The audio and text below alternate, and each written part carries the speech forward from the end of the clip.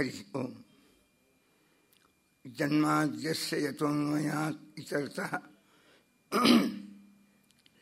ಅರ್ಥೇಷ್ವಭಿಜ್ಞಸ್ವರಾಟ್ ತೇನೇ ಬ್ರಹ್ಮ ಹೃದಯ ಆದಿಕವಯೇ ಮುಹ್ಯಂತಿ ಯಂ ಸೂರಯಃ ತೇಜೋ ವಾರಿಮೃದಾಂ ಯಥಾ ವಿನಿಮಯೋ ಯತ್ರ ತ್ರಿಸರ್ಗೋ ಮೃಷಾ ಧಾಮ್ನಾ ಸ್ವೇನ ಸದಾ ನಿರಸ್ತಕುಹಕಂ ಸತ್ಯಂ ಪರಂ ಧೀಮಹಿ. ಯಸ್ಮಾತ್ ಬ್ರಹ್ಮೇಂದ್ರ ರುದ್ರಾದಿ ದೇವತಾನಾಂ ಶ್ರೇಯೋಪಿ ಚ ಜ್ಞಾನಸ್ಫೂರ್ತಿ ಸದಾ ತಸ್ಮೈ ಹರಯೇ ಗುರವೇ ನಮಃ. ಓಷ್ಠಾಪಿಧಾನಾನಕುಲಿ ದಂತೈಃ ಪರಿವೃತಾ ಪವಿಃ ಸರ್ವಸ್ಯೈವಾಚ ಈಶಾನಃ ಚಾರು ಮಾಂ ಇಹ ವಾದಯೇತ್. ವ್ಯಾಸಾಯ ಭವನಾಶಾಯ ಶ್ರೀಶಾಯ ಗುಣರಾಶಯೇ ಹೃದ್ಯಾಯ ಶುದ್ಧವಿದ್ಯಾಯ ಮಧ್ವಾಯ ಚ ನಮೋ ನಮಃ. ಸಮಸ್ತ ಗುರುಭ್ಯೋ ನಮಃ. ಹರಿ ಓಂ. ನಿನ್ನೆ ರುಕ್ಮಿಣಿಯ ವಿವಾಹದ ಸಂದರ್ಭ. ರುಕ್ಮಿಣಿ ಕೃಷ್ಣನಿಗೆ ಪತ್ರವನ್ನು ಬರೆದು ಕಳಿಸಿದ್ಲು. ಪರಿವಾರದ ವಿರೋಧ, ಆ ಮಧ್ಯದಲ್ಲಿ ಕೃಷ್ಣನಿಗೆ ಒಂದು ಪತ್ರವನ್ನು ಕಳಿಸಿದ್ಲು. ಅದರಲ್ಲಿ 9 ಶ್ಲೋಕಗಳು. ಭಾಗವತಕ್ಕೆ 2000 ವರ್ಷಗಳಿಂದ ವ್ಯಾಖ್ಯಾನಗಳು. ಶ್ರೀಧರಿ ಅಂತ ಒಂದು ವ್ಯಾಖ್ಯಾನ, ಅದು 6ನೇ ಶತಮಾನದೊಳಗೆ ಬರೆಯಲ್ಪಟ್ಟದ್ದು. ವೀರರಾಘವೀಯ, ವಿಜಯಧ್ವಜರು, ಮಧ್ವಾಚಾರ್ಯರು, ವಲ್ಲಭಾಚಾರ್ಯರು ಬರ್ತಾರೆ ಭಾಗವತಕ್ಕೆ ವ್ಯಾಖ್ಯಾನ. ವಲ್ಲಭರು ಆಂಧ್ರದವರು, ನಿಂಬಾರ್ಕಾಚಾರ್ಯರು ಆಂಧ್ರದವರು, ವಲ್ಲಭಾಚಾರ್ಯರು ಆಂಧ್ರದವರು, ಪಂಡಿತರಾಜ ಜಗನ್ನಾಥನು ಆಂಧ್ರದವ.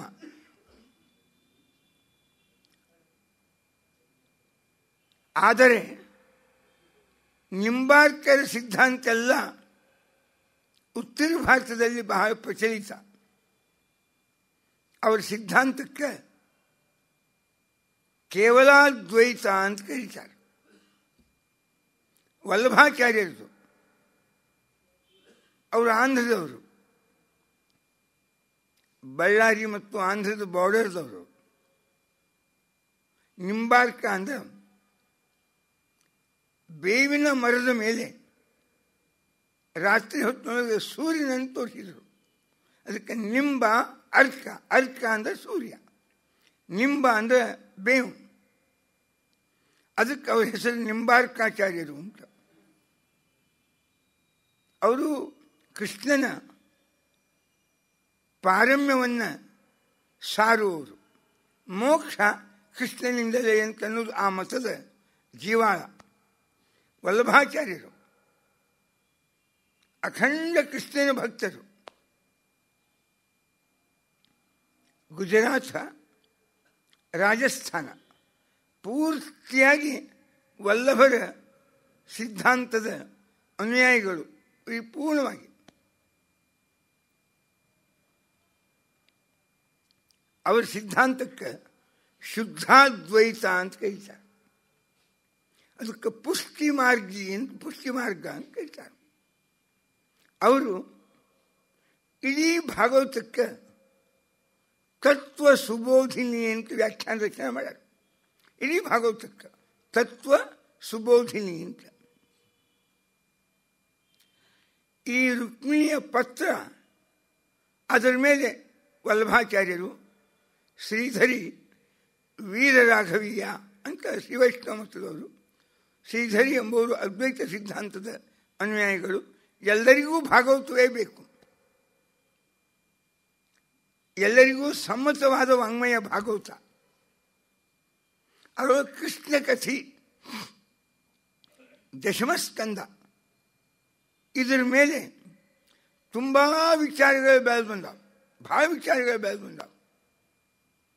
ಈ ಒಂದು ಪತ್ರ ರುಕ್ಮಿಣಿದು, ಇದನ್ನು ಎಷ್ಟು ದೃಷ್ಟಿಯಿಂದ ಅಧ್ಯಯನ ಮಾಡ್ಯಾರ? ಆಧ್ಯಾತ್ಮಿಕ ದೃಷ್ಟಿಯಿಂದ, ಸಾಮಾಜಿಕ ದೃಷ್ಟಿಯಿಂದ, ಐತಿಹಾಸಿಕವಾಗಿ, ವೈಯಕ್ತಿಕವಾಗಿ, ಇನ್ನು ಸಾಹಿತ್ಯಿಕವಾಗಿ. ಅದರೊಳಗೆ ರಸ ಅಲಂಕಾರಗಳು ಹೇಗೆ ತುಂಬಿವೆ ಎಂಬುದನ್ನು ತಿಳಿಸೋದೇ ಸಾಹಿತ್ಯಿಕ ಅಧ್ಯಯನ ಈ ವಾಂಗ್ಮಯದ್ದು. ಅಂಥ ಸಾಹಿತ್ಯಿಕ ಅಧ್ಯಯನ ಮಾಡ್ಯಾರ. ಈ 9 ಶ್ಲೋಕ 9 ರಸಗಳು, ಶೃಂಗಾರ, ವೀರ, ಕರುಣ, ರೌದ್ರ, ಭಯಾನಕ, ಬೀಭತ್ಸ ಇತ್ಯಾದಿ 9 ನವರಸಗಳು, ಅದರ ಒಂದೊಂದೊಂದೊಂದು ಶ್ಲೋಕಗಳು ಪ್ರತೀಕ ಆಗ್ಯಾವ ಅಂತ ಸಾಹಿತ್ಯಿಕ ಅಧ್ಯಯನ. ಪ್ರಹ್ಲಾದರಾಜರು ತಂದೆಗೆ ಹೇಳುವಾಗ ಭಕ್ತಿ 9 ಲಕ್ಷಣಗಳಿಂದ ಕೂಡಿದ್ದು. ಶ್ರವಣಂ, ಕೀರ್ತನಂ ವಿಷ್ಣೋ, ಸ್ಮರಣಂ, ಪಾದಸೇವನಂ, ಅರ್ಚನಂ, ವಂದನಂ, ದಾಸ್ಯಂ, ಸಖ್ಯಂ, ಆತ್ಮನಿವೇದನಂ. ಈ 9 ಶ್ಲೋಕಗಳಲ್ಲಿ 9 ವಿಧ ಭಕ್ತಿ ತುಂಬಿದೆ ಅಂತ ವೇದಾಂತಿಗಳು. ಈ 9 ಶ್ಲೋಕಗಳಲ್ಲಿ ನವರಸಗಳ ಸಮಾವೇಶ ಅದ ಅಂತ ಸಾಹಿತಿಗಳು. ಭಕ್ತಿ ರಸಾಯನ ಅಂತ ಒಂದು ದೊಡ್ಡ ಗ್ರಂಥ. ಮಧುಸೂದನ ಸರಸ್ವತಿಗಳು ಭಕ್ತಿಯ ಮೇಲೆ ಭಾರಿ ಪುಸ್ತಕಗಳನ್ನು ಬರೆದಾರೆ. ಭಕ್ತಿ ರಸದ ಅಂಗ ಉಳಿದ 9 ರಸಗಳು. ಇಲ್ಲಿ ಭಕ್ತಿ ರಸ ಹೇಗೆ ತುಂಬಿದೆ ಅಂತ ಅದನ್ನು ವರ್ಣನೆ ಮಾಡಿ ತೋರಿಸ್ತಾರೆ. ಒಂದು ಸಾಮಾಜಿಕವಾದ ಅಧ್ಯಯನದೊಳಗೆ ಒಂದು ಸಣ್ಣ ಮುಖ ನಾವು ಕಂಡ್ವಿ. ಅದನ್ನು ಕನ್ಯಾ ವರನಲ್ಲಿ ಬಯಸುವುದೇನು, ವರ ಕನ್ಯೆಯಲ್ಲಿ ಬಯಸೋದೇನು? ಅವಳು ಹೇಳಿದ್ದು, ನಿನ್ನ ಗುಣಗಳನ್ನು ಕೇಳಿ ನಾನು ಆಕರ್ಷಿತಳು ಅಂತ ರುಕ್ಮಿಣಿಯ ವಿಚಾರ. ಕೃಷ್ಣ ಅವನು ಕೂಡ ಅವಳ ಅನೇಕ ಗುಣಗಳು, ಯೋಗ್ಯತೆ ತಿಳ್ಕೊಂಡೇ ತನಗೆ ತಮ್ಮೇನೆ, ಇವಳು ಅವನನ್ನು ತಮ್ಮೇನೆ ಸದೃಶಂ ಪತಿಂ, ತನಗೆ ಯೋಗ್ಯ ಪತಿ ಅಂತ ಅವಳು ಭಾವಿಸಿದರೆ ತನಗೆ ಯೋಗ್ಯ ಸತಿ ಅಂತ ಕೃಷ್ಣ ಭಾವಿಸಿದ. ಅವರಿಬ್ಬರ ದೃಷ್ಟಿಕೋನಗಳನ್ನು ನಿರೂಪಣೆ ಮಾಡುವ ಒಂದು ಸಾರ್ವಕಾಲಿಕವಾಗಿ ವರ ಕನ್ಯೆಯಲ್ಲಿ ಬಯಸಬೇಕಾದ ಗುಣಗಳು, ಕನ್ಯಾ ವರನಲ್ಲಿ ಬಯಸಬೇಕಾದ ಗುಣಗಳು, ಇದರದ್ದೊಂದು ಸಮಾವೇಶ ಈ ಶ್ಲೋಕಗಳು ಇದೆ ಅಂತ ಅದೊಂದು ವಿಸ್ತಾರವಾದ ವ್ಯಾಖ್ಯಾನ. ಯೋಗ್ಯ ಪತಿ ಸಿಗಬೇಕಾದರೆ ಅದಕ್ಕೂ ಒಂದು ಪುಣ್ಯ ಬೇಕು. ಯೋಗ್ಯ ಪತಿ ದೊರಕಬೇಕಾದ್ರೆ ಪುಣ್ಯ ಬೇಕು. ರುಕ್ಮಿಣಿ ತಾನು ಹಿಂದೆ ಮಾಡಿದ ಪುಣ್ಯದ ಫಲಿತಾಂಶ, ಪರಿಣಾಮ ಇಂಥ ಯೋಗ್ಯ ಕೃಷ್ಣನಂಥ ಪತಿ ನನಗೆ ದೊರಕ್ತಾ ಇದ್ದಾನೆ, ನಾ ಏನೇನು ಪುಣ್ಯ ಮಾಡಿದ್ದೆ ಕೃಷ್ಣನ ಸಲುವಾಗಿ ಅಂತ. ಪ್ರಾಪ್ತಿ ಸಾಧನ ಪೂರ್ತಿತಃ ಅಂತ ಒಂದು ಪ್ರಮಾಣ. ಯಾವುದೇ ಯಾರಿಗೆ ಸಿಗಬೇಕಾದರೂ ಪ್ರಾಪ್ತಿ ದೊರೆಯುವಿಕೆಯು ಸಾಧನ ಪೂರ್ತಿತಃ, ಅದಕ್ಕೆ ಯೋಗ್ಯವಾದ ಸಾಧನವನ್ನು ನಾವು ಮಾಡಿದರೆ ಮಾತ್ರ ಆ ಫಲ ನಮಗೆ ದೊರಕ್ತದೆ, ಇಲ್ಲ ಅಂದರೆ ಇಲ್ಲ. ಪ್ರಾಪ್ತಿ ಸಾಧನ ಪೂರ್ತಿತಃ. ಹಾಗೆ ರುಕ್ಮಿಣಿ ಪೂರ್ತ. ಪೂರ್ತ ಅಂದರೆ ಯಾರಿಗೆ ಯಾವುದು ಕೊರತೆ ಇದೆ ಅದನ್ನು ಅವರಿಗೆ ಅನುಕೂಲ ಮಾಡಿಕೊಡೋದಕ್ಕೆ ಪೂರ್ತ ಅಂತ ಹೇಳ್ತಾರೆ. ಪೂರ್ತಿ ಆಯಿತು ಅಂತೀವಿಲ್ಲ. ಪೂರ್ತ ಅಂದರೆ ನೀರಿನ ಅನಾನುಕೂಲತೆ ಇದೆ, ಕೆರೆ ಕಟ್ಟಿಸೋದು, ಕುಡಿಲಿಕ್ಕೆ ಮಧ್ಯದೊಳಗೆ ನೀರಿನ ಅನುಕೂಲತೆ ಬೇಕು, ಅರವಟ್ಟಿಗೆಯನ್ನು ಏರ್ಪಾಡು ಮಾಡೋದು. ಹೀಗೆ ಜನೋಪಯೋಗಿಯಾದ ಕಾರ್ಯವನ್ನು ಮಾಡುವುದಕ್ಕೆ ಪೌರಾಣಿಕ ಪರಿಭಾಷೆಯಲ್ಲಿ ಪೂರ್ತ ಅಂತ ಹೇಳ್ತಾರೆ. ಪೂರ್ತ ಇಷ್ಟ. ಇಷ್ಟ ಅಂದರೆ ಯಾರ್ಯಾರಿಗೆ ಯಾವ್ಯಾವುದು ಇಷ್ಟವೋ ಅದನ್ನು ಅವರಿಗೆ ಅನುಕೂಲ ಮಾಡಿಕೊಡೋದು. ಪೂರ್ತಿಷ್ಟ ದತ್ತ, ದಾನ ಧರ್ಮಾದಿಗಳನ್ನು ಮಾಡೋದು. ನಿಯಮ, ಜೀವನದೊಳಗೆ ಕೆಲವು ನಿಯಮಗಳನ್ನು ಪರಿಪಾಲನೆ ಮಾಡೋದು. ಏನೋ ಮಾಡ್ತಿರ್ತಾರೆ. ಶನಿವಾರ ಹನುಮಂತ ದೇವರ ಸಲುವಾಗಿ ಊಟ ಬಿಡ್ತಾರೆ, ಸೋಮವಾರ ರುದ್ರದೇವರ ಸಲುವಾಗಿ ಊಟ ಬಿಡ್ತಿರ್ತಾರೆ, ಗುರುವಾರ ರಾಯರ ಸಲುವಾಗಿ ಅಂತ ಒಂದು ಸಂಜೆನ ಊಟ ಬಿಡ್ತಿರ್ತಾರೆ, ಅಥವಾ ಇನ್ಯಾವುದೋ ನಾಳೆ ವೈಕುಂಠ ಏಕಾದಶಿ. ಹಾಗಾದರೆ ಸ್ವಲ್ಪ ಅನ್ನ ಗಿನ್ನ ತಿನ್ನಬಾರ್ದು, ಸ್ವಲ್ಪ ಹಣ್ಣು ಹಾಲು ಇತ್ಯಾದಿ ಒಣ ಪದಾರ್ಥದ ಮೇಲೆ ಇರಬೇಕು ಅಂತ ಒಂದು ನಿಯಮವನ್ನು ಪರಿಪಾಲನೆ ಮಾಡ್ತಾರೆ. ಇವಕ್ಕೆ ನಿಯಮ ಅಂತ ಹೇಳ್ತಾರೆ. ಪೂರ್ತ ಇಷ್ಟ ದತ್ತ ನಿಯಮ ವ್ರತ ದೇವ ವಿಪ್ರ ಗುರುವಾರ್ಚನಾದಿಸು, ಗುರುಗಳನ್ನು ದೇವರನ್ನು ಪೂಜಿಸುವುದು. ಇವುಗಳಿಂದ ಇವನು ಚೆನ್ನಾಗಿ ಮಾಡುವುದರಿಂದ ಬಂದ ಪುಣ್ಯದಿಂದ ಭಗವಾನ್ ಪರೇಶಃ ಆರಾಧಿತೋ ಯದಿ, ನಾನೇನಾದರೂ ಇವುಗಳನ್ನೆಲ್ಲ ಸರಿಯಾಗಿ ಮಾಡಿದ್ದೇ ಆಗಿದ್ದರೆ ಬಂದ ಪುಣ್ಯ ಅದರ ಪರಿಣಾಮವಾಗಿ ಗದಾಗ್ರಜ ಏತ್ಯ ಪಾಣಿಂ, ಅವನು ಬಂದು ನನ್ನ ಕೈಗಳನ್ನು ಹಿಡೀಲಿ ಅಂತ ಗೃಹಾತು ಮೇ, ನನ್ನ ಕೈ ಅವನು ಹಿಡೀಲಿ. ದಮಘೋಷ ಸುತಾದಯೋ ಅನ್ನೇನ, ಅವನು ಯಾವನು ಶಿಶುಪಾಲಾದಿಗಳು ಈ ಪುಣ್ಯ ಎರಡು ಕೆಲಸ ಮಾಡಬೇಕು.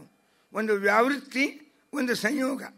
ಕೃಷ್ಣನ ಸಂಪರ್ಕವನ್ನು ಹುಟ್ಟಿಸಬೇಕು, ಮತ್ತು ಇಂಥ ಜನ ಏನು ಅಯೋಗ್ಯರ ಸಂಪರ್ಕವನ್ನು ಕಡಿಮೆ ಮಾಡಬೇಕು ಅಂತ. ಅವಂತ ನನ್ನನ್ನು ಇದು ರಾಕ್ಷಸ ಮಾಂ ರಾಕ್ಷಸೇನ ವಿಧಿನ ಉದ್ವಹ ವೀರ್ಯ ಶುಲ್ಕಾಂ ಅಂತ. ಪರಾಕ್ರಮಕ್ಕೆ ಸಲ್ಲುವ ತಕ್ಕದಾದ ಶುಲ್ಕ ಯಾವುದು ಅಂದರೆ ಕನ್ಯಾ. ಇದು ರಾಕ್ಷಸ ವಿವಾಹ ಅಂತ ಜನರಿಗೆ ಅನ್ನಿಸ್ಬೋದು. ಅವಶ್ಯವಾಗಿ ನೀನು ನಾನು ಕರ್ಕೊಂಡು ಹೋಗಲೇಬೇಕು ಅಂತ ಬೇಡ್ಕೋತ. ಅಲ್ಲ, ನಿಮ್ಮ ಅರಮನೆಯ ಸುತ್ತಲೂ ಭಾರೀ ಭಟರು ಕಾವಲು ಹೆಚ್ಚಿದೆ. ಅವರಿಗೆ ಈ ಸಂಭಾವ್ಯತೆ ನಾನು ಬರುವುದು ಸಾಮಾನ್ಯ ಅರಿವು ಇದೆ. ಹೀಗಾಗಿ ಆ ಜನ ಭಾರೀ ಭಟರು ಮದುವೆ ಮನೆಗೆ ಹೋಗಿ ಅಲ್ಲಿ ಯುದ್ಧ ಮಾಡೋ ಪ್ರಸಂಗ ಬರ್ತದೆ, ರಕ್ತಪಾತ ಅಂತ ನಿನಗೆ ಸಂಕೋಚ ಅನ್ನಿಸ್ಬೋದು. ಕಥಮಿತಿ ಪ್ರವದಾಮ್ಯುಪಾಯಂ, ನಿನಗೊಂದು ಉಪಾಯವನ್ನು ಹೇಳ್ತೀನಿ ಅದಕ್ಕೋಸ್ಕರವಾಗಿ. ಪೂರ್ವೇದ್ಯುರಸ್ತಿ ಮಹತಿ ಕುಲದೇವಿ ಯಾತ್ರ. ಹಿಂದಿನ ದಿನ ಕುಲದೇವಿ ಶಿವ ಪಾರ್ವತಿ, ಆ ಪಾರ್ವತಿಯ ಮಹತಿ ಕುಲದೇವಿ ಯಾತ್ರ ಯಸ್ಯಾಂ ಬಹಿಃ ನವವಧು ಗಿರಿಜಾಂ ಉಪೇಯಾತ್. ವಧು ಅವತ್ತು ಮಾತ್ರ ಹೊರಗೆ ಕಾಲಿಟ್ಟು ಪಾರ್ವತಿಯ ಪೂಜೆಗೆ ಹೋಗಬೇಕು. ಭಾಗವತದ ಒಂದು ಆದೇಶ, ಯಾರ ಜೀವನದೊಳಗೆ ದಾಂಪತ್ಯ ಜೀವನ ಚೆನ್ನಾಗಿರಬೇಕು ಅಂತ ಅಪೇಕ್ಷೆ ಆದ ಅವರು ಪಾರ್ವತಿ ಪೂಜಾವನ್ನು ಮಾಡಬೇಕು. ದಾಂಪತ್ಯಾರ್ಥಂ ಉಮಾಂ ಸತಿಂ. ಶಿವನನ್ನು ಪೂಜೆ ಯಾರು ಮಾಡಬೇಕು? ವಿದ್ಯಾಕಾಮಸ್ತು ಗಿರೀಶಂ. ಒಳ್ಳೆ ವಿದ್ಯಾ ಬರಬೇಕು, ಮನಸ್ಸು ಏಕಾಗ್ರ ಆಗಬೇಕು, ಸಮತೋಲಿತವಾಗಿರಬೇಕು ಅನ್ನುವ ಅಪೇಕ್ಷೆ ಇದ್ದವರು ಶಿವನ ಪೂಜೆ ಮಾಡಬೇಕು. ಮಾನಸಿಕ ಎಲ್ಲ ವ್ಯಥೆಗಳು ಶಿವನ ಪೂಜೆಯಿಂದ ದೂರ ಆಗ್ತವೆ. ಪಾರ್ವತಿಯ ಪೂಜೆಯಿಂದ ಯೋಗ್ಯ ಪತಿ ದೊರಕುವುದರ ಜೊತೆಗೆ ವಿರಸ ಗಂಡ ಹೆಂಡಂದರಲ್ಲಿ ಉಂಟಾಗುವುದಿಲ್ಲ. ಅವ್ರ ಕಥೆಯೇ ಅದಕ್ಕೆ ಸಾಕ್ಷಿ ಅಂತಿಕೊಂಡು, ಆದ್ದರಿಂದ ಅಲ್ಲಿ ಕುಲದೇವಿ ಯಾತ್ರಕ್ಕೆ ತತ್ರ ಏತ್ಯ, ನಾನು ದೇವಸ್ಥಾನಕ್ಕೆ ಹೋಗ್ತಾ ಇರ್ತೇನೆ. ಆ ದೇವಸ್ಥಾನದ ಬಳಿ ಅಂತಃಪುರದ ಸುತ್ತಲೂ ಇದ್ದಷ್ಟು ಕಾವಲುಗಾರರು ಅಲ್ಲಿ ಇರಲಿಕ್ಕಿಲ್ಲ. ನೀನು ಅಲ್ಲಿ ಬಂದು ನನ್ನನ್ನು ಕರ್ಕೊಂಡು ಹೋಗು.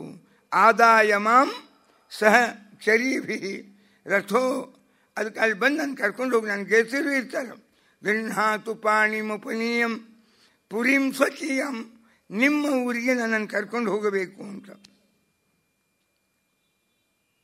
ಒಂದು ವೇಳೆ ಇದನ್ನೇನು ಮಾಡಲಿಲ್ಲ ಅಂದ್ರೆ ಜೈಹ್ಯಾಂ ಅಸೂನ್, ನಾನು ಪ್ರಾಣನೇ ಬಿಡ್ತೀನಿ. ಈ ಶಿಶುಪಾಲನನ್ನು ಕಟ್ಕೊಂಡು ಬಾಳಲಿಕ್ಕೆ ನನ್ನ ಕೈಯಿಂದಂತೂ ಆಗೋದಿಲ್ಲ ಅಂತ ಬರೆದಿದ್ದು. ಕೃಷ್ಣ ಇತಿ ಪತ್ರಗತಂ ವಿಶ್ವಂ ವಿಮೃಶ್ಯ ಮಧುಸೂದನ, ಹಾಗೆ ಆಗಲಿ ಅಂತ ಆ ಬ್ರಾಹ್ಮಣನಿಗೆ ಸನ್ಮಾನ ಮಾಡಿ ಕಳಿಸಿದ. ಆಮೇಲೆ ಕೃಷ್ಣನ ಸಾರಥಿ ವೈದರ್ಭ್ಯಾಸತು ಸಂದೇಶಂ ನಿಶಮ್ಯ ಯದುನಂದನ, ಆ ಕೃಷ್ಣ ಕೇಳಿ ಪ್ರಗೃಹ್ಯ ಪಾಣಿನಾ ಪಾಣಿ ಪ್ರಹಸನ್ ದ್ವಿಜಮಬ್ರವೀತ್, ಆ ಬ್ರಾಹ್ಮಣನ ಕೈಯನ್ನು ತನ್ನ ಕೈಯಲ್ಲಿ ತೆಗೆದುಕೊಂಡು ಮುಗುಳು ನಗುತ್ತಾ ಅವಶ್ಯವಾಗಿ ರುಕ್ಮಿಣಿಗೆ ಅಸಮಾಧಾನವೇನು ಮಾಡಿಕೊಳ್ಳುವ ಕಾರಣವಿಲ್ಲ, ಅವಶ್ಯವಾಗಿ ಅವಳ ಅಪೇಕ್ಷೆಯನ್ನು ನೆರವೇರಿಸ್ತೀನಿ ಅಂತ ಹೇಳಿರಿ ಅಂತ ಹೇಳಿ ಕೈದ. ಇನ್ನು ನನಗೆ ಗೊತ್ತಿತ್ತು ರುಕ್ಮಿಣಿಗೆ ಇವರೆಲ್ಲ ಸೇರಿದ್ದಾರೆ, ಜರಾಸಂಧಾದಿಗಳು ಅವಳ ಇಚ್ಛೆಯ ವಿರುದ್ಧ ಮಾಡ್ತಾ ಇದ್ದಾರೆ ಅಂತ ತಿಳಿದಿತ್ತು. ನಿದ್ರಾಂ ನಾಧ್ಯಗಮಂ ನಿಶಿ ಅಂತ ಕೃಷ್ಣ, ನನಗೆ ರಾತ್ರಿ ನಿದ್ದೆನೇ ಬರ್ತಿದ್ದಿಲ್ಲ. ಪಾಪ ಒಬ್ಬ ಹೆಣ್ಣುಮಗಳಿಗೆ ಎಷ್ಟು ಕಷ್ಟ ಆಗಲಿಕ್ಕಿಲ್ಲ, ಕಷ್ಟ ಆಗ್ತಾ ಇರಬಹುದಲ್ಲ. ಇಚ್ಛೆಯ ವಿರುದ್ಧವಾದ ಕಾರ್ಯ ನಡೀತಾ ಇತ್ತು ಅಂದರೆ ತಡೆಯಲಿಕ್ಕೆ ಆಗದೆ ಇರ್ತಕ್ಕ ಒಬ್ಬ ಅಬಲೆ, ಅವ್ರು ಏನು ತೊಂದರೆ ಆಗಿರ್ಬೇಕು. ವೇದಾಹಂ ರುಕ್ಮಿಣ, ಆದರೆ ಅವಳ ಅಣ್ಣ ನನ್ನ ಬದ್ಧದ್ವೇಷಿ, ಈ ಕಾಯಕವನ್ನು ಹೊಳಿದ್ದಾನೆ, ಅದನ್ನು ಅವಶ್ಯವಾಗಿ ನಾನು ಅವನು ಕರ್ಕೊಂಡು ಬರ್ತೀನಿ ಅಂತ ಹೇಳಿ ಅಂತ ಹೇಳಿ ಕಳಿಸಿದ. ಅವನು ಹೋದ್ಮೇಲೆ ಕೃಷ್ಣನ ರಥದ ಸಾರಥಿ, ಅವನ ಹೆಸರು ದಾರುಕ ಅಂತ. ದಾರುಕ ಅವನು ಕರೆದ, ನೋಡಪ್ಪ, ಅನರ್ಥಾತ್ ಏಕರಾತ್ರೇಣ ವಿದರ್ಭಾನ್ ಅಗಮಧ್ವಯೈ. ಅನರ್ಥ ಅಂದರೆ ಸೌರಾಷ್ಟ್ರ, ದ್ವಾರಕಾ. ವಿದರ್ಭ ಅಂದರೆ ಮಹಾರಾಷ್ಟ್ರದ ರಾಜಧಾನಿ. ಹಾಗೆ ಆಗ್ತಾ ವಿದರ್ಭ ದೇಶದ ರಾಜಧಾನಿ ನಾಗ್ಪುರಿಗೆ ಹೋಗ್ಬೇಕು. ನಾವು ಒಂದು ರಾತ್ರಿಯೊಳಗೆ ಹೋಗ್ಬೇಕು. ಸಂದೇಶ ಈಗ ತಲುಪಿದೆ, ನಾವು ಬೆಳಗಿನ ಜಾವದೊಳಗಾಗಿ ಅಲ್ಲಿ ಇರಬೇಕು. ಅದಕ್ಕೆ ಓಡುವ ಕುದುರೆಗಳನ್ನು ಹೂಡು. ಬರೀ ನಡೆಯುವ ಕುದುರೆ, ಉಣ್ಣುವ ಕುದುರೆ, ಚಂದದ ಕುದುರೆ ಅವು ಬೇಡ. ಎಲ್ಲ ಕುದುರೆಗಳಿಗೂ ಒಂದೇ ರೀತಿಯಾಗಿರ್ತಕ್ಕ ಯೋಗ್ಯತೆ ಇರುವುದಿಲ್ಲ. ಅದಕ್ಕೆ ಓಡುವ ಕುದುರೆಗಳು ಅಂತ ಇರ್ತಾವೆ, ಅವನು ಹೂಡು ಅಂತ ಹೇಳಿದ. ಅದಕ್ಕೆ ಆರುಹ್ಯ ಸ್ಯಂದನಂ ಶೌರಿ ದ್ವಿಜಮಾರೋಪ್ಯ ತೂರ್ಣಕೈ ಅನರ್ಥಾದ್ ಏಕರಾತ್ರೇಣ ವಿದರ್ಭಾನ್ ಅಗಮತ ಹಯೈ.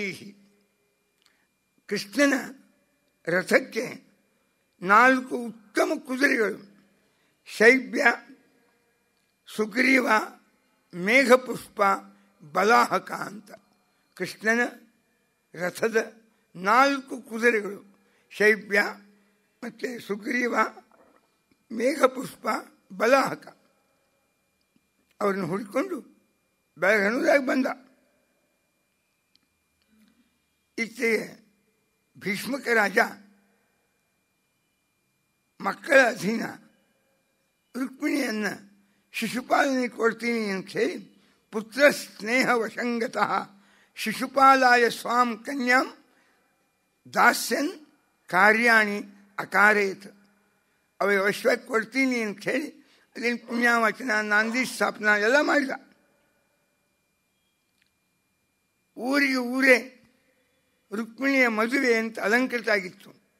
ಕೃಷ್ಣ ಬರ್ತಾನೆ ಅಂತ ತಿಳಿದಿದ್ರು. ಪಿತೃನ್ ದೇವಾನ್ ಸಮಭ್ಯಕ್ಷ ವಿಪ್ರಾಂಶ್ಚ ವಿಧಿವನ್ ನೃಪ ಭೋಜಯಿತ್ವಾ ಯಥಾ ನ್ಯಾಯಂ ವಾಚಯಾಮಾಸ ಮಂಗಲಂ. ಪುಣ್ಯವಾಚನೆ ಮಾಡಿಕೊಂಡ. ಗುರುಗಳ ದೇವತೆಗಳ ಸಮಾರಾಧನ ಅವ್ರನ್ನೆಲ್ಲ ಸಂತೋಷಪಡಿಸಿದ.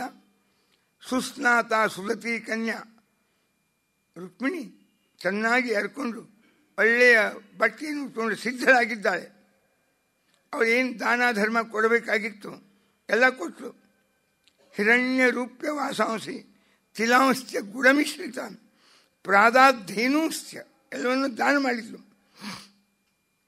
ಇನ್ನು ಈಚೆಗೆ ರುಕ್ಮಿಣಿಯ ಮನಸ್ಸಿನೊಳಗೆ ಒಂದು ತೊಂದರೆ. ಕೃಷ್ಣನೂ ಬರ್ತಾ ಇಲ್ಲ, ಇವತ್ತು ಇನ್ನು ಬಂದ ವಾರ್ತೆ ಬರ್ತಾ ಇಲ್ಲ. ಆ ಬ್ರಾಹ್ಮಣ ಕೊಟ್ಟು ಕಳಿಸಿದ್ನೆ ಸಂದೇಶಕ್ಕಾಗಿ, ಅವನು ಬರ್ತಾ ಇಲ್ಲ. ಏನೋ ಎಂತೋ ಏನಾಗ್ತಾ ಇದೆಯೋ ಅಂತ ಅವಳಿಗೆ ಗಾಬರಿ. ನಾಗಚ್ಛತ್ತರವಿಂದಾಕ್ಷ ನಾಹಂ ವೇದ್ಮ್ಯತ್ರ ಕಾರಣಂ ಸೋಪಿ ನಾವರ್ತತೇದ್ಯಾಪಿ ಮತ್ ಸಂದೇಶ ಹರೋ ದ್ವಿಜ. ನಾನು ಯಾರ ಕೈಯಲ್ಲಿ ಪತ್ರ ಕೊಟ್ಟು ಕಳಿಸಿದ್ದೆ, ಅವನೂ ಬರ್ತಾ ಇಲ್ಲ, ಕೃಷ್ಣನೂ ಬರ್ತಾ ಇಲ್ಲ.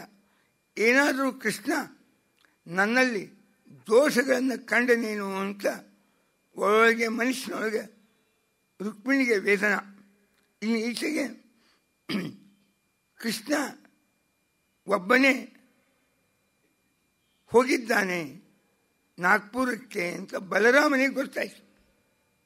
ಬಲರಾಮನಿಗೆ ಸುದ್ದಿ ಬಂತು. ಅಲ್ಲಿ ಕೃಷ್ಣನ ವಿರೋಧಕ್ಕಾಗಿ ಜರಾಸಂಧ,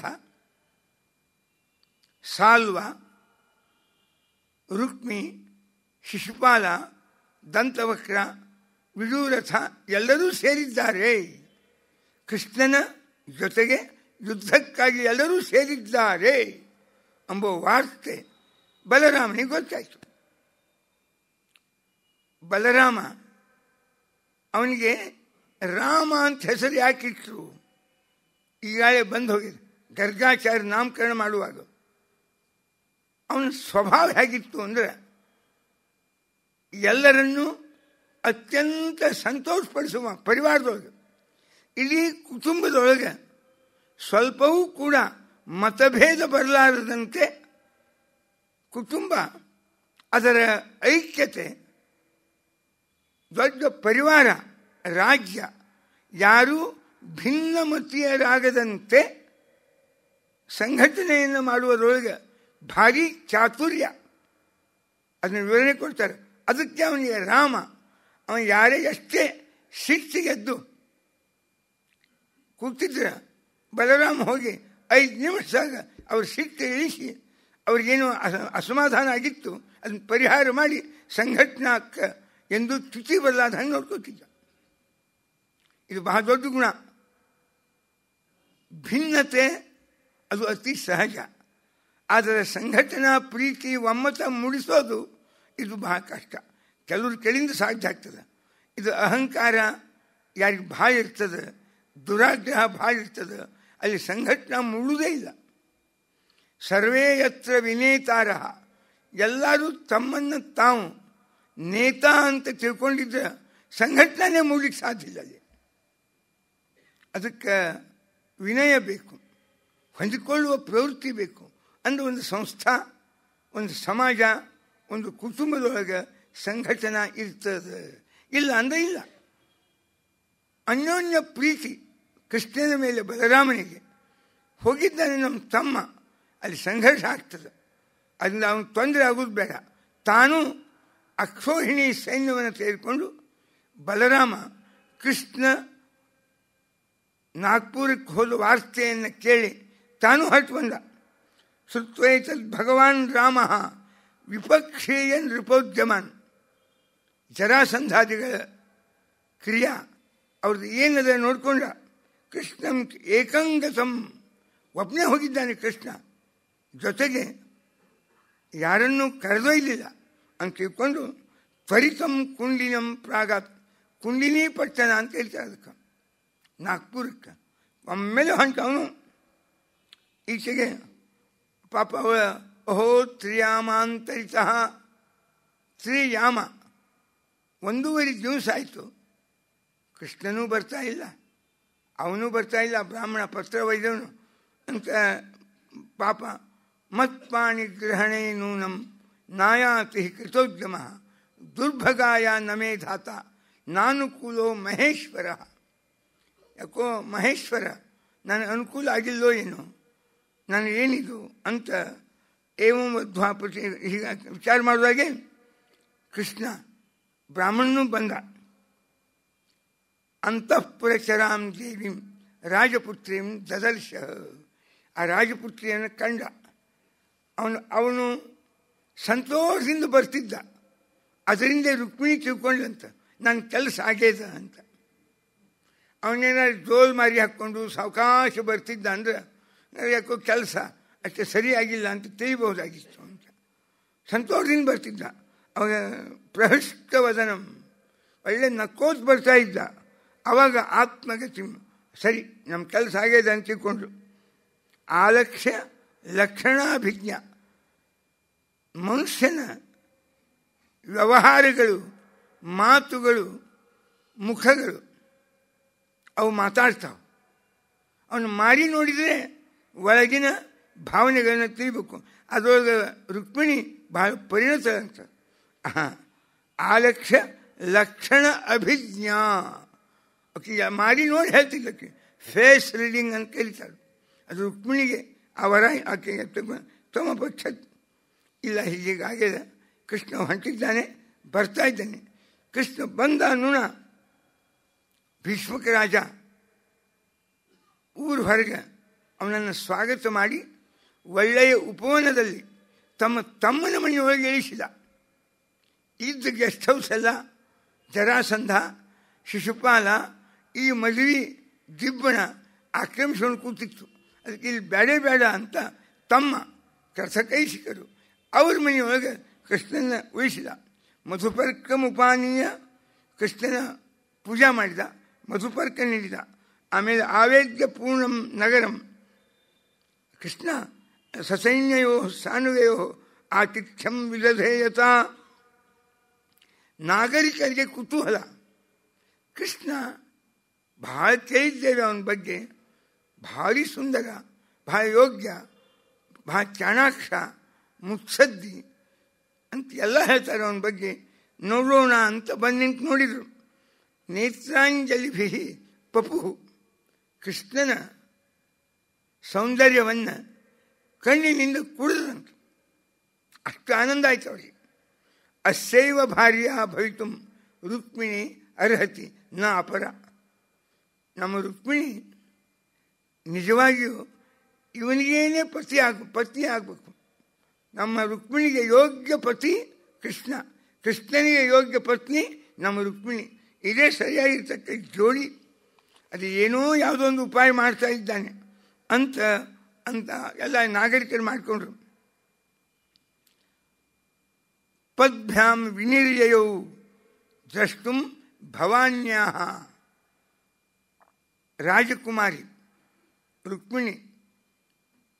ನಮ್ಮ ಧರ್ಮಶಾಸ್ತ್ರದ ಒಂದು ನಿಯಮ, ತೀರ್ಥಯಾತ್ರಾ ದೇವಸ್ಥಾನಗಳಿಗೆ ಕಾಲಿನಿಂದ ನಡೀತಾ ಹೋಗಬೇಕೇ ಹೊರತು ಪಾದರಕ್ಷೆಗಳನ್ನು ಹಾಕ್ಕೋಬಾರ್ದು ಅಂತ. ದೇವಸ್ಥಾನಕ್ಕೆ ಹೋದ್ರೆ ಅಲ್ಲ, ಲೌಕಿಕರು ಹೇಳ್ತಾರೆ ಪಾದರಕ್ಷೆ ಹಾಕ್ಕೊಂಡು ಹೋದ್ವಿ ಅಂದ್ರೆ 200-300 ರೂಪಾಯಿ ಇರ್ತಾವ, ದೇವ್ರ ಕಡೆ ಲಕ್ಷೆ ಹೋಗುದಿಲ್ಲ, ಇದ್ರ ಮೇಲೆ ರಕ್ಷೆ ಹೋಗ್ತದೆ ಅಂತ. ಅದಕ್ಕಲ್ಲ, ವಿನಯ. ಅದಕ್ಕೆ ಪದ್ಭ್ಯಾಂ ವಿನಿರ್ಯಯವು ದ್ರಷ್ಟುಂ. ಪಾರ್ವತಿಯ ದೇವಸ್ಥಾನಕ್ಕೆ ಪದ್ಭ್ಯಾಂ ವಿನಿರ್ಯಯವು, ಬರಿಗಾಲಿನಿಂದ ರುಕ್ಮಿಣಿ ನಡೀತಾ ಹೊಂಟರು. ಅದು ವಿನಯದ ಲಕ್ಷಣ, ಧರ್ಮಶಾಸ್ತ್ರದ ವಿಚಾರ. ಅದಕ್ಕೆ ಯಥವಾಗಿ ಮಾತೃಭಿಸ್ಸಾರ್ಧಂ, ತಾಯಿ ಪರಿವಾರ ಕರ್ಕೊಂಡು ಹೋಗ್ತಾ ಇದ್ದಾರೆ. ಕೈಯೊಳಗೆ ಬಾಗಿನವನ್ನು ಕೊಡಬೇಕಾಗಿರ್ತಕ್ಕ ಪದಾರ್ಥಗಳು ಗಾಯಂತಶ್ಚ ಸ್ತುವಂತಶ್ಚ ಗಾಯಕಾ, ಎಲ್ಲ ಗಾಯಕರನ್ನು ಕರ್ಕೊಂಡು ಹೋಗ್ತಾ ಇದ್ದಾರೆ. ಅಲ್ಲಿ ಭವಾನೀಂ ವಂದಯಾಂಚಕ್ರೇ. ಪಾರ್ವತಿಗೆ ರುಕ್ಮಿಣಿ ಕೈ ಮುಗಿದು, ನಮಸ್ಸೇ ತ್ವಾಂ ಅಂಬಿಕೆ ಅಭೀಕ್ಷಣಂ ಭೂಯಾತ್ ಪತಿರ್ಮೇ ಭಗವಾನ್ ಕೃಷ್ಣ ತದನುಮೋದತಾಂ. ಕೃಷ್ಣ ನನಗೆ ಪತಿ ಆಗಬೇಕು, ಭವಾನಿ ನೀ ಅದನ್ನು ಅನುಮೋದನೆ ಮಾಡು, ನೀನು ಅದನ್ನು ಒಪ್ಪು ಅಂತ ಹಿಂಗೆ ಏನೋ ಲವಣ, ಅಪೂಪ, ಉಪ್ಪು, ಅದೇನೋ ಅಪೂಪಗಳು, ಅದೇನೋ ಮರದ ಬಾಗಣ ಅವೆಲ್ಲ ದಾನ ಮಾಡಿದ್ರು. ಕೊಟ್ಟ ಮೇಲೆ ಅವಾಗ ತೌ ವಿದರ್ಭ ಪ್ರಸೂತಾನಾಂ ನೃಪಾಣಾಂ ಕುಲದೇವತೆ, ವಿದರ್ಭ ದೇಶದ ರಾಜರ ಕುಲದೇವಿ ಪಾರ್ವತಿ. ಅದನ್ನು ಒಂದು ರೀತಿಯಾಗಿ ಇವತ್ತು ಹೇಳ್ತಾರೆ ಅವರು. ತುಳಜಾ ಭವಾನಿ ಪಾರ್ವತಿಯ ರೂಪ. ಶಿವಾಜಿಗೆ ಅನುಗ್ರಹ ಮಾಡಿ ಖಡ್ಗವನ್ನು ಕೊಟ್ಟವರು ಅವರು. ತುಳಜಾಪುರ ಅಂತದ, ಕೊಲ್ಹಾಪುರ ಹತ್ತಿರ ತುಳಜಾ ಭವಾನಿ. ಭಾರಿ ವೈಭವ ಆಕೆ. ಇವತ್ತಿಗೂ ತುಳಜಾ ಭವಾನಿ ಏನು ವೈಭವ, ಏನು ಅಲಂಕಾರ. ಆಕೆ ಮುಖ್ಯ ಪಾರ್ವತೀ ದೇವಿ ಅಂತ. ಆದ್ದರಿಂದ ಮತ್ತು ವಿದರ್ಭದ ನೃಪಾಣಾಂ ಕುಲದೇವತೆ, ನಮ್ಮ ರಾಜವಂಶದ ಕುಲದೇವತೆ ಪಾರ್ವತಿ. ಅದರಿಂದ ತುಳಜಾ ಭವಾನಿ ಅವನು ಬೇಡ್ಕೊಂಡು ಅದಕ್ಕೆ ನನಗೆ ಭೂಯಾತ್ ಪತಿರ್ಮೇ ಭಗವಾನ್ ಕೃಷ್ಣ ತದ ಅನುಮೋದತಾಂ. ಕೃಷ್ಣ ನನಗೆ ಪತಿಯಾಗಬೇಕು, ನೀನು ಅನುಮೋದನೆ ಮಾಡು ಅಂತ. ಆವಾಗ ಅವಳು ತಾಮ್ ರಾಜಕನ್ಯಾಂ ರಥವನ್ನು ಏರಿ ದೇವಸ್ಥಾನಕ್ಕೆ ಬಂದು ಪಾರ್ವತಿಯನ್ನು ಪೂಜೆ ಮಾಡಿದ್ಲು. ಕೊಡುವ ದಾನವನ್ನು ಕೈ ಎತ್ತಿ ಕೊಟ್ಟಳು. ಇನ್ನು ಹೋಗುವಾಗ ಮತ್ತು ಬೇಡಿಕೊಂಡು ಹೊರಡ್ತಾ ಇದ್ದಾಳೆ.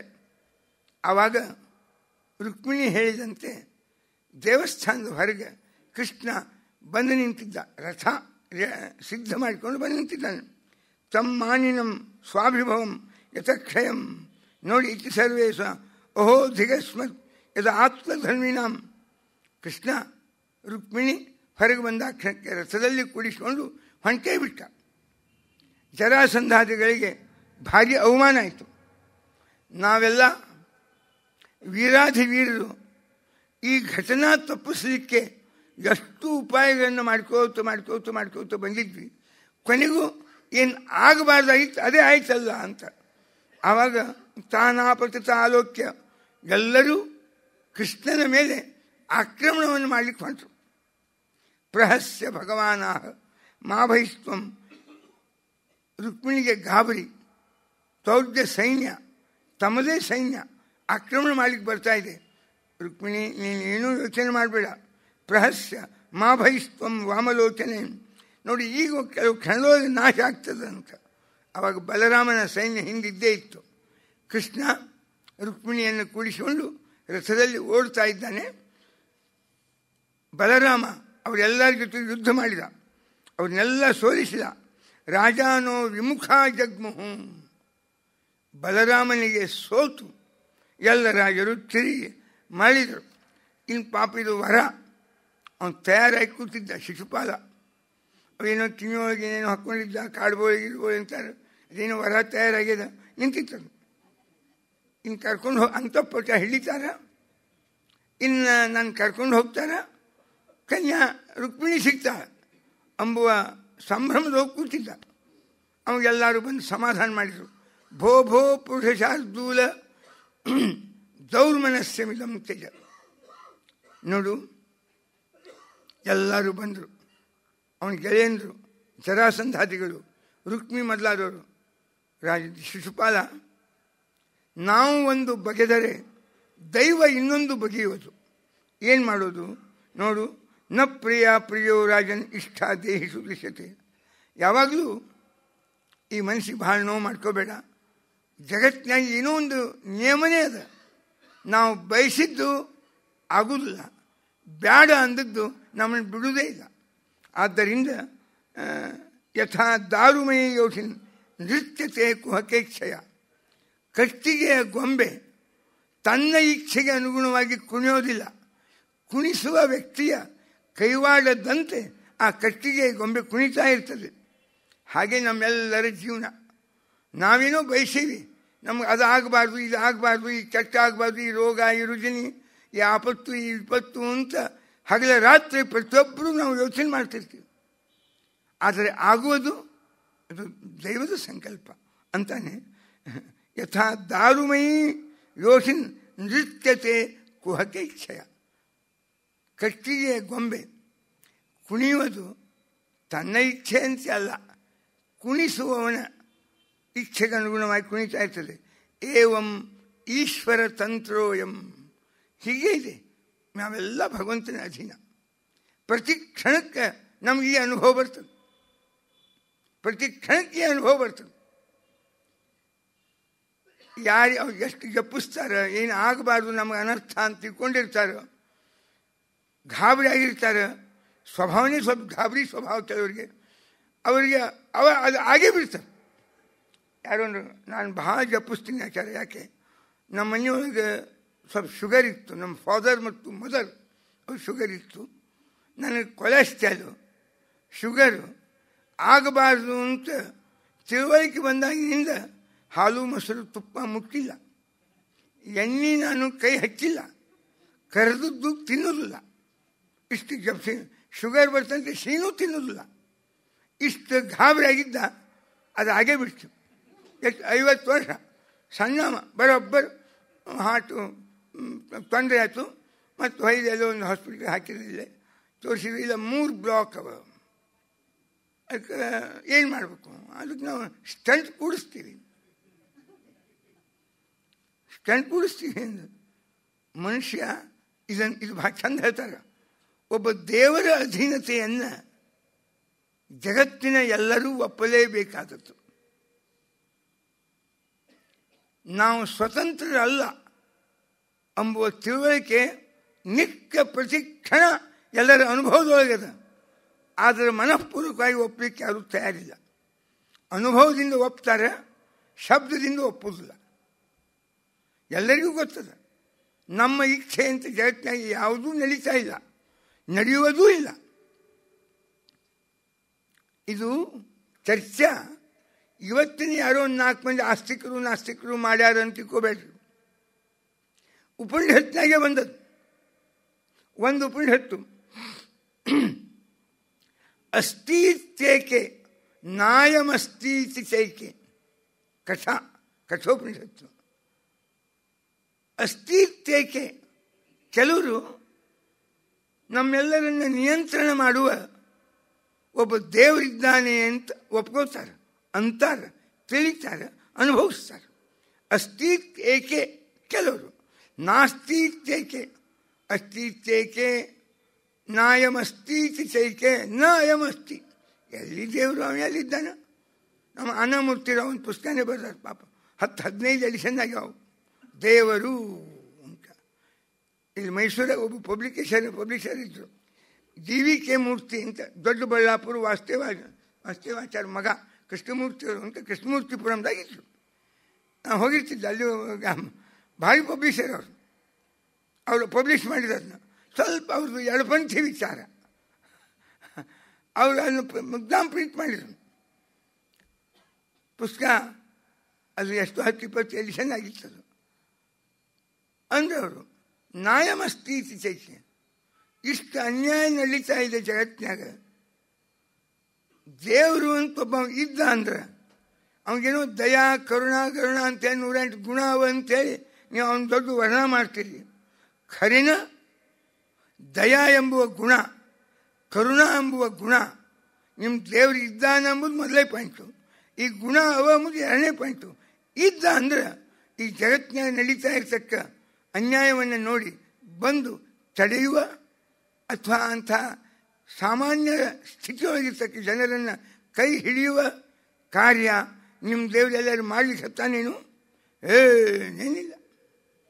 ಆದ್ದರಿಂದ ದೇವರಿಲ್ಲ. ಇದ್ರೆ ಕೂಡ್ತಿದ್ದಿದ್ದಿಲ್ಲ.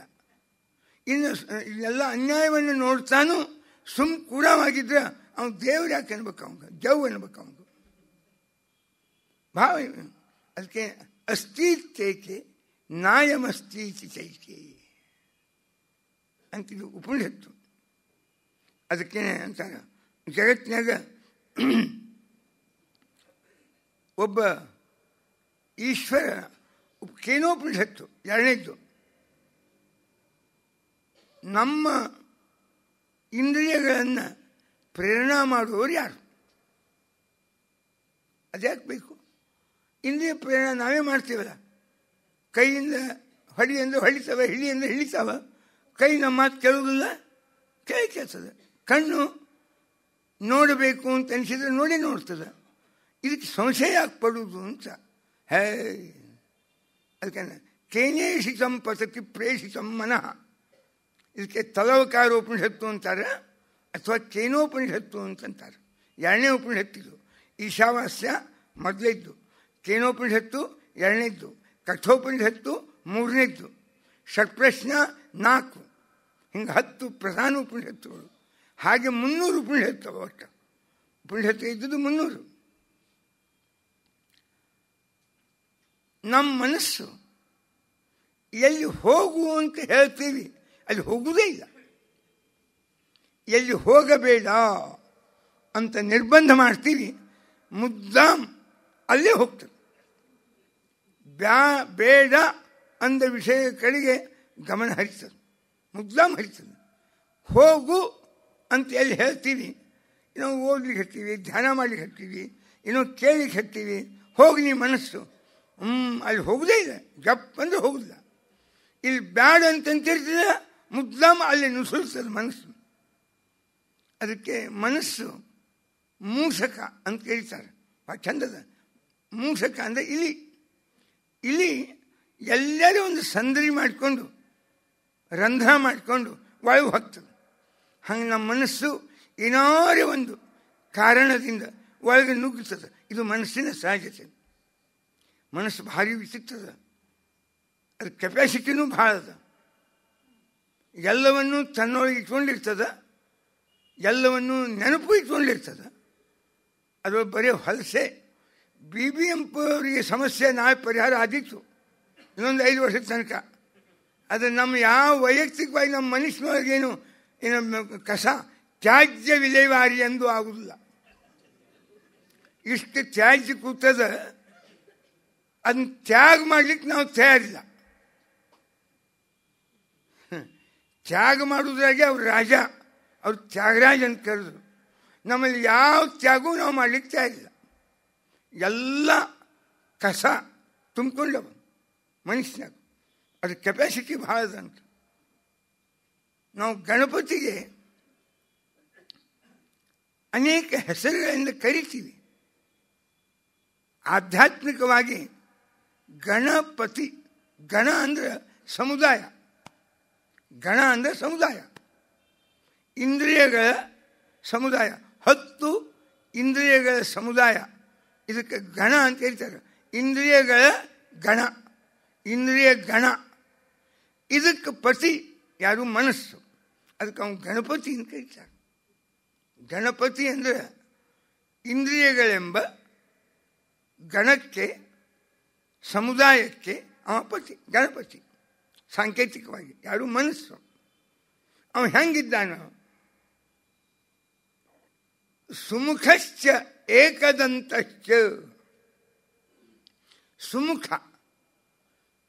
ಮುಖ, ಮುಖಿಯ ಗುಜರಾತಿ ಒಳಗೆ, ಹಿಂದಿ ಒಳಗೆ ಮುಖಿಯ ಅಂದರೆ ಊರಿನ ಧುರಿನ ಲೀಡರ್ ಅಂತ ಅರ್ಥ. ಹಮಾರಿ ಮುಖಿಯ ಹೈ. ಮುಖಿಯ ಅಂದರೆ ಮುಖ್ಯಸ್ಥ.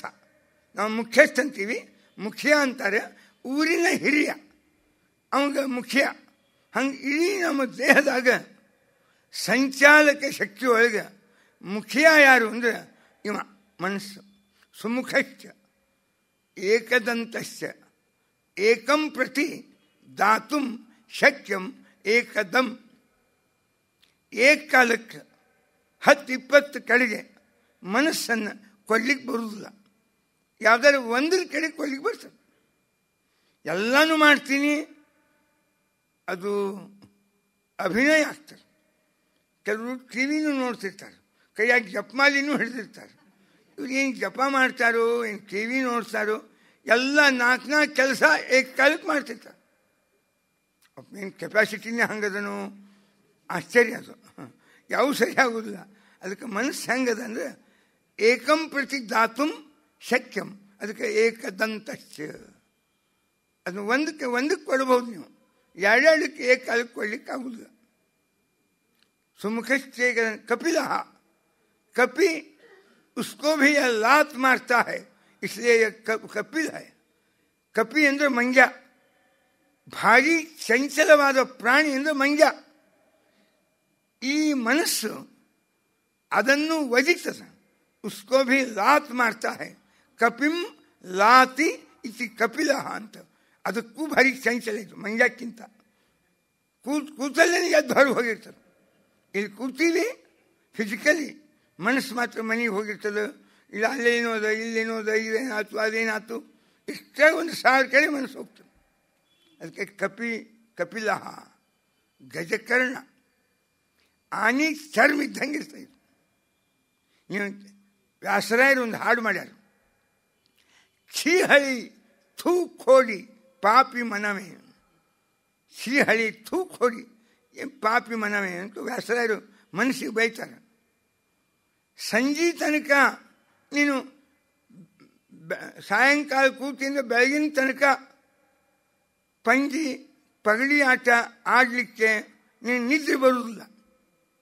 ಏನೋ ವೈಕುಂಠ ಏಕಾದಶಿ ಅಂತ ಜಾಗರ ಮಾಡೋನು, ನಿದ್ರೆ ಬಂದ್ಬಿಡ್ತದೆ ಎಲ್ಲರೂ.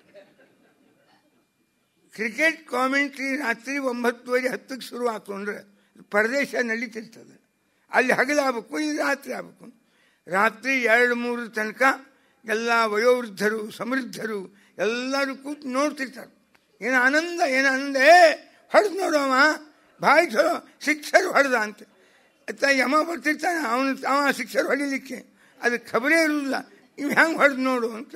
ಏನು ತಲ್ಲಿನತ ಇವಕ್ಕೆ ಯಾರಿಗೂ ಬೇಸರ ಬರುವುದಿಲ್ಲ. ನೀವು ದೇವರು ಧರ್ಮ ಅನ್ರಿ, ಆಗಿಂದಾಗ ಬೇಸರ. ಈಗ ಬೈತಾರೆ, ಅಲ್ಲಿ ಯಾಕೆ ನೀನು ಒಳ್ಳೆ ಅನ್ನೋದಿಲ್ಲ, ಇಲ್ಲಿ ಯಾಕೆ ಹ್ಞೂ ಅಂತಿ ಯಾವಾಗಲೂ. ಶ್ರೀಹಳಿ ಥೂಕೋಡಿ ಪಾಪಿ ಮನವೇ ಅಂತ ಮನಸ್ಸಿಗೇನೆ ಭಾಳ ಚಂದ ಬೈದಾರು ವ್ಯಾಸರಾಯರು ಒಂದು ಹಾಡ್ನ್ಯಾಗ. ಹಾಗೆ ಇದು ಗಜಕರ್ಣಿದ್ದಂಗೆ ಎಷ್ಟು ಸರ್ತೆ ಬಯಸೋತದ, ತಪ್ತದ, ಮತ್ತು ಅದನ್ನೇ ಮಾಡ್ತದೆ. ಅದಕ್ಕೆ ಗಜಕರ್ಣಕ ಲಂಬೋದರ, ಮನಸ್ಸಿನ ಹೊಟ್ಟೆ ಭಾಳ ದೊಡ್ಡದದು, ಲಂಬವಾದ ಉದರ. ಎಂದೋ ಈಗ ನಾವು 60, 70, 80 ವರ್ಷಕ್ಕೆ ಬಂದಿರ್ಬೋದು. ನಮ್ಮ ಬದುಕಿನ 2ನೇ ವರ್ಷ, 4ನೇ ವರ್ಷ, 5ನೇ ವರ್ಷ, 10ನೇ ವರ್ಷ ಯಾವ್ಯಾವುದೋ ಘಟನೆಗಳು, ಯಾವ್ಯಾವುದೋ ಮದುವೆ ಮುಂದ್ವಿ ಮೊಮ್ಮಕ್ಕಳು ಮರಿಮಕ್ಕಳು ಕಾಲದ್ದು ಎಲ್ಲ ಘಟನೆಗಳು ನಮಗೆ ತಂತ ಕಣ್ಣೆದುರಿಗೆ ಜಾಗೃತಿರ್ತಾವೆ, ಎಲ್ಲ ಕೂತಿರ್ತಾವೆ. ಇಲ್ಲಿ ಕೇಳಿದ್ದು ಮರ್ತು ಹೋಗ್ತೀನಿ, ಆದರೆ ಘಟನೆಗಳನ್ನು ಮರೆಯುವುದು ಎಲ್ಲ. ಅದಕ್ಕೆ ಲಂಬೋದರ ಭಾಳ ದೊಡ್ಡದು ಹಕ್ಕಿ, ಎಂದೆಂದಿನ ವಿಷಯ ಬರೀ. ಅದಕ್ಕೆ ಆತ್ಮಕಥಾ ಒಂದಾರು ಡೈರಿ ಬರಿಬೇಕು, ಇಲ್ಲ ಮನುಷ್ಯಗೆ ಹಿಂಗೆ ಟ್ರೈನಿಂಗ್ ಕೊಡ್ಬೇಕಲ್ಲ, ಪ್ರತಿಯೊಂದು ಘಟನೆ ನೆನಪಿಟ್ಕೊಂಬ ಹಂಗೆ ಅಂದ್ರೆ ನಿಮ್ಮ ಆತ್ಮಕಥಾ ಬರೀಲಿಕ್ಕೆ ಬರ್ತದೆ. ಇಲ್ಲಾಂದ್ರೆ ಬರೀಲಿಕ್ಕೆ ಬರೋದಿಲ್ಲ. ಅಷ್ಟು ಮನಸ್ಸು ಲಂಬೋದರಶ್ಚ ವಿಕಟ ವಿಘ್ನರಾಜ. ಏನೇ ಮಾಡ್ಲಿಕ್ಕೆ ಹೋಗ್ರಿ ಅಡ್ಡಗಾಲ ಹಾಕಾವಂದ್ರೆ ಮನಸ್ಸೇ. ಏನೋ ಒಂದು ಒಳ್ಳೇದು ಮಾಡ್ಲಿಕ್ಕೆ ಹೋಗ್ಬೇಕು, ಸುಮ್ಕುರು ಮಾಡಿ ಏನು ಮಾಡ್ತೀವಿ, ತಕ್ಷಣ ಹೇಳ್ತದೆ ಒಳಗೆ. ಅದಕ್ಕೆ ಮನಸ್ಸಿಗೆ ಐತರೇಯ ಉಪನಿಷತ್ತು ಅದಕ್ಕೆ ವಿಕಲ್ಪ ಅಂತ ಕರೆದದು. ವಿಕಲ್ಪಾತ್ಮಕಂ ಮನಃ ಅಂತ. ಮನಸ್ಸು ಯಾವಾಗಲೂ ಒಳಗಿದ್ದು ನಮ್ಮ ಜ್ಞಾನ, ನಮ್ಮ ತಿಳುವಳಿಕೆ, ನಮ್ಮ ಅಂತಃಸಾಕ್ಷಿ, ನಮ್ಮ ಬುದ್ಧಿ ಇನ್ನು ಒಳ್ಳೆಯ ವಿಚಾರವನ್ನು ನಮ್ಮ ಕಣ್ಣೆದುರಿಗೆ ಪ್ರಸ್ತುತಪಡಿಸಿದಾಗ ಅದನ್ನು ಅಪೋಸ್ ಮಾಡೋದು ಈ ಮನಸ್ಸು. ಇದನ್ನು ಒಳ್ಳೆಯದನ್ನು ಮಾಡಿ ಯಾರು ಮುಂದೆ ಬಂದಾರೋ ಅದನ್ನು ತಗೋಬೇಡ, ಇಷ್ಟು ಮಂದಿ ತೊಗೊಂಡಾರ ಅಲ್ಲೇನು, ಅದನ್ನು ತಿನ್ನಬೇಡ, ಇಷ್ಟು ಮಂದಿ ತಿಂದವ್ರು ಅಲ್ಲೇನು. ಇದು ಮನಸ್ಸು ಯಾವಾಗಲೂ ವಿರುದ್ಧಂ ಕಲ್ಪಯತಿ ವಿಕಲ್ಪ ಅಂತಾರೆ. ವಿಕಲ್ಪ ಅಂದ್ರೆ ಏನು? ವಿ ಅಂದರೆ ವಿರುದ್ಧಂ ಕಲ್ಪಯತಿ. ಅದಕ್ಕೇನೆ ಮನಸ್ಸು ಯಾವಾಗಲೂ, ಅದಕ್ಕೆ ಕೃಷ್ಣ ಹೇಳಿದ, ಮನಯೇವ ಮನುಷ್ಯಾಣಂ ಕಾರಣಂ ಬಂಧ ಮೋಕ್ಷಯೋ. ಪುರಂದಾಸರು ಹೇಳಿದರು, ಮುಸುರೆ ತೊಳೆಯಬೇಕು, ಮನಸ್ಸಿನ ಮುಸುರೆ ತೊಳೆಯಬೇಕು.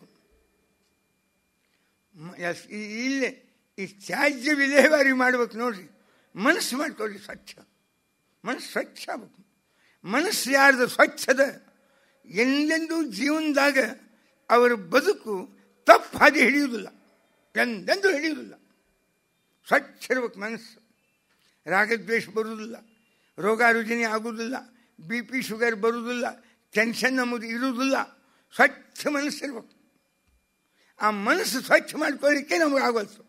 ಎಲ್ಲ ಕೂತದು ಏನು ಕಸ, ಏನು ಕಸ, ಎಂಥ ಕಸ, ನಾತು ಬರ್ತದೆ, ವಾಸನೆ ಬರ್ತಾವ, ಕೊಳಿತಾವ, ಏನೇನೋ ಹುಟ್ಟುತ್ತಾವ ರೋಗಗಳು.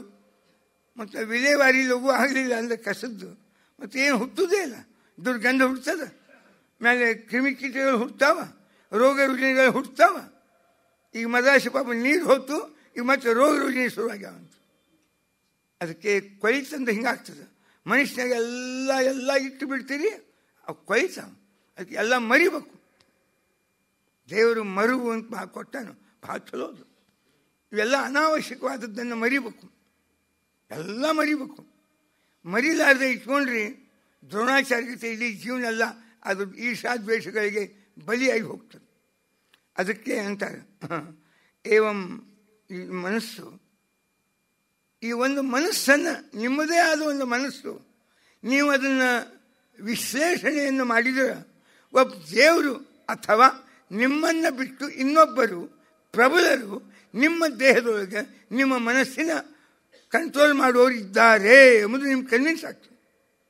ನೀವು ಹೇಳ್ತೀರಿ, ಆರ್ಡರ್ ಮಾಡ್ತೀರಿ, ಮನಸ್ಸು ಇಲ್ಲಿ ಹೋಗು, ಅದು ನಿಮ್ಮ ಮಾತು ಕೇಳುವುದೇ ಇಲ್ಲ. ನೀವು ಎಲ್ಲಿ ಬೇಡ ಅಂದಿರ್ತಾರ ಅಲ್ಲೇ ಹೋಗ್ತದೆ. ಯಾಕೆ? ನೀವೇ ಯಜಮಾನರು, ನಿಮ್ಮ ಅಧೀನ ಮನಸ್ಸು ಅದು ನಿಮ್ಮ ಕೈಯಾಗಿದ್ದಾಗ ನೀವು ಹೋಗಿದ್ದಲ್ಲಿ ಯಾಕೆ ಹೋಗೋದಿಲ್ಲ ಅಂತ. ಹಂಗಾರೆ ನೀವು ಎಲ್ಲಿ ಬ್ಯಾಡ ಅಂತೀರಿ ಅಲ್ಲೇ ಹೋಗೋದು ಯಾಕೆ ಹೋಗ್ತದೆ. ಇಂದ್ರಿಯಗಳು ಅಷ್ಟೇ, ಮನಸ್ಸು. ಇದು ಉಪನಿಷತ್ತಿನ ಸಿದ್ಧಾಂತ. ಎಷ್ಟು ಸೂಕ್ಷ್ಮ ವಿಚಾರ ಮಾಡ್ಯಾರ. ಕೇನೇಷಿತಂ ಪತತಿ ಪ್ರೇಷಿತಂ ಮನಃ ಕೇನ ಪ್ರಾಣ ಪ್ರಥಮ ಪ್ರೇತಿಯುಕ್ತ ಕೇನೇಷಿತಾಂ ವಾಚಂ ಇಮಾಂ ವದಂತಿ ಚಕ್ಷುಶ್ರೋತ್ರಂ ಕೌ ದೇವೋಜುನಕ್ತಿ. ಎಲ್ಲ ಇಂದ್ರಿಯಗಳು ಎಲ್ಲಿ ಹೋಗು, ಏನು ಮಾಡು ಅಂತೀವಿ ಅದನ್ನು ಮಾಡುವುದೇ ಇಲ್ಲ. ಬ್ಯಾಡ ಬಿಡು ಅಂತ ಯಾವ್ದ್ರ ಬಗ್ಗೆ ಅಂತೀರಿ ಅಲ್ಲೇ ಹೋಗ್ತಲ್ಲ, ಅದನ್ನೇ ಮಾಡ್ತೀವಿ. ಇದರಿಂದಾದರೂ ನಿಮ್ಮಲ್ಲಿ ನಿಮ್ಮಿಂದ ಭಿನ್ನನಾದ, ನಿಮ್ಮ ವಿಚಾರಗಳಿಗೆ ಒಮ್ಮೊಮ್ಮೆ ಸಮ್ಮತ ಒಮ್ಮೆ ಅಸಮ್ಮತವಾದ ಶಕ್ತಿಯುಳ್ಳ ವಿಚಾರವುಳ್ಳ ಒಬ್ಬ ವ್ಯಕ್ತಿ ಮನಸ್ಸು ಮೊದಲಾದ ಇಂದ್ರಿಯಗಳಿಗೆ ನಿಯಾಮಕನಾಗಿ ಇದ್ದಾನೆ ಎಂಬುದು ನಿತ್ಯದ ಅನುಭವ ಇದು.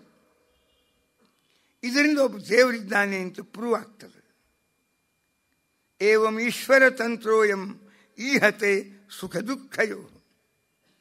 ನಮಗೆ ಭಾರಿ ಸುಖ ಬೇಕು ಅಂತ ಅಪೇಕ್ಷೆ ಇಟ್ಕೊಂಡು ಕೂತಿರ್ತೀವಿ, ನಾವು ಬಯಸದ ದುಃಖ ಬಂದುಬಿಡ್ತದೆ. ಯಾಕೆ? ಎಷ್ಟು ಸುಖ ಬಯಸ್ತೀವಿ ತದ್ ವಿರುದ್ಧವಾದಂಥದ್ದು ಬರ್ತದೆ ದುಃಖ. ಎಷ್ಟು ಪ್ರಸಂಗದೊಳಗೆ ನಮ್ಮ ಬಯಕೆ ಏನು ಬರಬಾರ್ದು ಅಂತೀವಿ ಅದು ಬರ್ತದೆ, ಏನು ಬರಬೇಕು ಅಂತೀವಿ ಅದು ಬರುವುದೇ ಇಲ್ಲ. ಅದಕ್ಕೇ ನಾವೆಲ್ಲರೂ ಈಶ್ವರನ ಅಧೀನಿದ್ದೀವಿ ಅಂತ ಎಲ್ಲರೂ ಸಮಾಧಾನವಾಗ ಏನು ಮಾಡೋದು, ಎಲ್ಲ ನಮ್ಮ ಕೈಯಾಗಿದ್ದರೆ ಹಿಂಗೆ ಆಗ್ತಿದ್ದಿದ್ದಿಲ್ಲ. ಆದರೆ ನಾವು ಬಯಸಿದ್ದು ಬೇರೆ, ದೈವ ಬಯಸಿದ್ದು ಬೇರೆ. ಅದಕ್ಕೆ ಏನು ಮಾಡಲಿಕ್ಕೆ ಆಗೋದಿಲ್ಲ. ನೋಡು, ಏವಂ ಈಶ್ವರ ತಂತ್ರೋಯಂ ಈಹತೆ ಸುಖ ದುಃಖಯೋ. ತಂತ್ರ ಅಂದರೆ ಅಧೀನ. ಅದು ಯಾವನೋ ಒಬ್ಬ ವ್ಯಕ್ತಿ ಇದ್ದಾನೆ, ಅವನ ಈಶ್ವರ, ಅವನ ಅಧೀನದ ನೋಡಿದೆಲ್ಲ, ಎಲ್ಲರ ಜೀವನ ಅವನ ಕೈಯಾಗದ. ಏನು ಆಗಬಾರ್ದು ಅಂತೀವಿ ಅದೇ ಆಗ್ತದೆ. ಇದರಿಂದಾದರೂ ನಾವು ದೇವರ ಅಧೀನ ಇದ್ದೀವಿ ಅಂತ ಎಷ್ಟು ತಿಳ್ಕೋಬೇಕಾಗ್ತದೆ. ಜೊತೆಗೆ ನಾವು ದೇವರ ಅಧೀನ ಇದ್ದೀವಿ ಅಂತಿಕೊಂಡೆ ಅವನ ಮಾತನ್ನು ನಾವು ಅನಿವಾರ್ಯವಾಗಿ ಕೇಳಲೇಬೇಕು. ಒಂದು ಆಫೀಸ್ನಾಗ ನಾವು ದುಡಿತಾ ಇದ್ವಿ ಅಂದರೆ ಅವರ ನಿಯಮಗಳಿಗೆ ಅನಿವಾರ್ಯವಾಗಿ ನಾವು ಬದ್ಧರಾಗಿರಬೇಕು. ಅದು ಗೌರ್ಮೆಂಟ್ ಇದ್ದರೆ ಗೌರ್ಮೆಂಟ್ ಆಫೀಸು, ಅದು ಪ್ರೈವೇಟ್ ಇದ್ದರೆ ಪ್ರೈವೇಟ್ ಆಫೀಸು, ಅದು ಫ್ಯಾಕ್ಟ್ರಿ ಇದ್ದರೆ ಫ್ಯಾಕ್ಟ್ರಿ, ಸ್ಟೇಟ್ ಗೌರ್ಮೆಂಟ್ ಇದ್ದರೆ ಸ್ಟೇಟ್ ಗೌರ್ಮೆಂಟು. ಅವರ ರೂಲ್ಸ್ ಆ್ಯಂಡ್ ರೆಗ್ಯುಲೇಷನ್ಸ್ ಏನವ ಅದಕ್ಕೆ ನಾವು ಹಂಚ್ಕೊಳ್ಳಿಕ್ಕೆ ಬೇಕು. ಇದೆಲ್ಲ ನೌಕರಿ ಒಳಗೆ ಎಲ್ಲರ ಅನುಭವ. ಯಾಕೆ? ಪರಾಧೀನತೆ ಎಲ್ಲಿದೆ ಆವಾಗ ನಿಯಮಬದ್ಧತೆ ಎಂಬುದು ಇನ್ನೊಬ್ಬರ ಮಾತಿಗೆ ಅಧೀನವಾಗಿ ಇರಬೇಕಾದದ್ದೇ ಅನಿವಾರ್ಯ. ನಾವೆಲ್ಲರೂ ಪರಾಧೀನಿದ್ದೀವಿ. ಅದಕ್ಕೆ ಯಾರು ಅಧೀನಿದ್ದೀವಿ ಅವರ ನಿಯಮಗಳಿಗೆ ನಾವು ಬದ್ಧರಾಗಿರಬೇಕು ಅಂತ. ಶೌರೇ ಸಪ್ತದಶಾಹಂ ವೈ, ನಾನು 17 ಸಲ ಮುಕ್ತಿಯನ್ನು ಹಾಕಿದೆ. ಅದು ಏನು 23 ಅಶ್ವಹಿಣಿ ಸೈನ್ಯ. ಜಗತ್ತಿನ ಒಬ್ಬ ಕೃಷ್ಣನ್ ಬಿಟ್ಟರೆ ಇಡೀ ಜಗತ್ತೇ ನನ್ನ ಕೈಯಾಗಿತ್ತು. ನನ್ನ ಮಾತು ಕೇಳಿದ್ರು. ದ್ರುಪದ, ವಿರಾಟ ಎಲ್ಲರೂ, ಏಕಲವ್ಯ, ದುರ್ಯೋಧನ, ರುಕ್ಮಿ, ಒಬ್ಬರೇ ಇಬ್ಬರೇ ಇಷ್ಟು ಮಂದಿನ ಕರ್ಕೊಂಡು ಹೋದೆ. ನನಗೆ ಸೋಲಾಗಬೇಕು ಅಂತಂದ್ರೆ ಏನದ್ರ ಅರ್ಥ? ಏನೋ ಒಂದು ಅದರ ಶಕ್ತಿ ಜಗತ್ತಿನಾಗ. ನಾವು ಬಯಸಿದಂತೆ ಜಗತ್ತಿನಾಗ ಯಾವುದು ನಡೆಯುವುದಿಲ್ಲ, ಯಾವ್ಯಾವುದು ನಡೆಯುವುದಿಲ್ಲ. ತಥಾಪ್ಯಹಂ ನ ಶೋಚಾಮಿ. ಆದರೂ ನನಗೇನು ಬಹಳ ಕಾಲೇನ ದೈವಯೋಗೇನ ಜ್ಞಾನಂ ವಿದ್ರಾವಿ, ಒಂದು ಕಾಲ ಅಂತ ಒಂದದ, ಅದರ ಕೈಯಾಗಿದೆ ಎಲ್ಲ. ಹೀಗಾಗಿ ನಾನು ಅಷ್ಟು ಮಾನಸಿಕವಾಗಿ ದ್ವಂದ್ವಕ್ಕೆ, ಗೊಂದಲಕ್ಕೆ ಸಿಲುಕುವುದಿಲ್ಲ. ನ ಶೋಚಾಮಿ, ಏನು ದುಃಖ ಪಡುವುದಿಲ್ಲ. ನ ಪ್ರಹರ್ಷಮಿ, ಭಾರಿ ಬಂತು ಏನು ಸುಖ ಪಡುವುದಿಲ್ಲ. ನಾನು ಹಂಗೆ ಇರ್ತೀನಿ. ಭಾಳ ದುಃಖ ಆಯಿತು, ದುಃಖ ಪಡುವುದಿಲ್ಲ. ಯಾಕೆ ಅಧುನಾಪಿ ವಯಂ ಸರ್ವೇ, ಇಷ್ಟೆಲ್ಲ ನಾವು ಗೆದ್ದೀವಿ, ಕುಡೀವಿ. ಪರಾಜಿತ ಫಲವು ತಂತ್ರ, ಇಷ್ಟು ನಾವೆಲ್ಲ ವೀರಾಧಿವೀರರು. ನಮ್ಮ ವಿಚಾರ, ನಮ್ಮ ಬಲ ಏನು ಉಪಯೋಗ ಬೀಳಿಲ್ಲ. ಏನು ಆಗಬಾರ್ದು ಅಂತ ಇಷ್ಟು ಯೋಚನೆ ಮಾಡಿದ್ವಿ. ರುಕ್ಮಿಣಿಯ ಅಪಹಾರ ಅಥವಾ ರುಕ್ಮಿಣಿಯನ್ನು ಕೃಷ್ಣ ಕರ್ಕೊಂಡು ಹೋಗೋದು ಬೇಡ ಅಂತ ಇಷ್ಟು ಯೋಚನೆ ಮಾಡಿದ್ವಿ. ಅದು ಕಲಿಕೆ ಅದೇ ಆಗಿ ಹೋಯ್ತು. ಏನು ಮಾಡೋದು? ರಿಪವೋ ಜಿಗ್ಗುರಧುನ ಕಾಲ ಆತ್ಮಾನುಸಾರಿಣಿ ತದಾ ವಯನ್ ಆತು. ಈಗ ಅವನು ಗೆದ್ದಾನ. ಯಾವಾಗಲೂ ಜಗತ್ತಿನಾಗ ಬೆಳಕು ಕತ್ಲಿ ಇದ್ದಂಗೆ ಇದೊಂದು ಆಟ, ಸಂಸಾರ ಅಂಬುದು.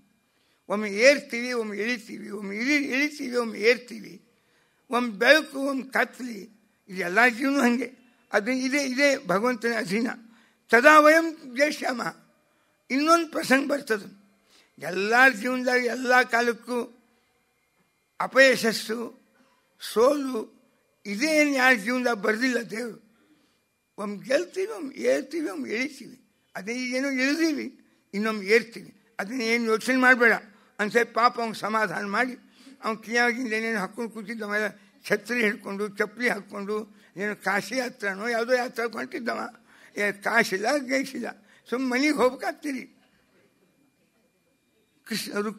ರುಕ್ಮಿ ಜರಾಸಂಧನ ಶಿಷ್ಯ. ಅವನೇ ಇದನ್ನೆಲ್ಲ ಹೂಡಿದ್ದ, ಕೃಷ್ಣನ ಅವಮಾನ ಮಾಡಬೇಕು ಅಂತ. ಅವನಿಗೆ ಬಹಳ ಅಪಮಾನ ಅನಿಸ್ತು. ಇಷ್ಟು ಮಂದಿನ ಕರೆದು ಅವರೆಲ್ಲರ ಎದುರಿಗೆ ನಮ್ಮ ತಂಗಿನ ಕೃಷ್ಣ ಕರ್ಕೊಂಡು ಹೋದ. ಬಲರಾಮನ ಜೋಡಿ ಯುದ್ಧ ಮಾಡಲಿಕ್ಕೆ ನಮ್ಗೆ ಯಾರಿಗೂ ಆಗಲಿಲ್ಲ. ನಾವೆಲ್ಲ ಸೋತು ಹೋದ್ವಿ. ಇದು ಪಾಪ ನಮ್ಮ ಪರಿವಾರವನ್ನು, ನಮ್ಮ ವೈಚಾರಿಕ ಬಾಂಧವರನ್ನು ಕರೆದು ಅವಮಾನ ಮಾಡಿಸಂತಾಯಿತು ಅಂತ ಹೇಳಿ ಬೆನ್ನು ಹತ್ತಿದವ. ಕೃಷ್ಣನನ್ನು ಹಿಡ್ಕೊಂಡು ಬೆನ್ನು ಹತ್ತಿದ, ಬೇಕಾದಾಗಲಿ ಅಂತ. ಆವಾಗ ಕೃಷ್ಣ ಒಂದು ಬಾಣ ಹೊಡಿದ.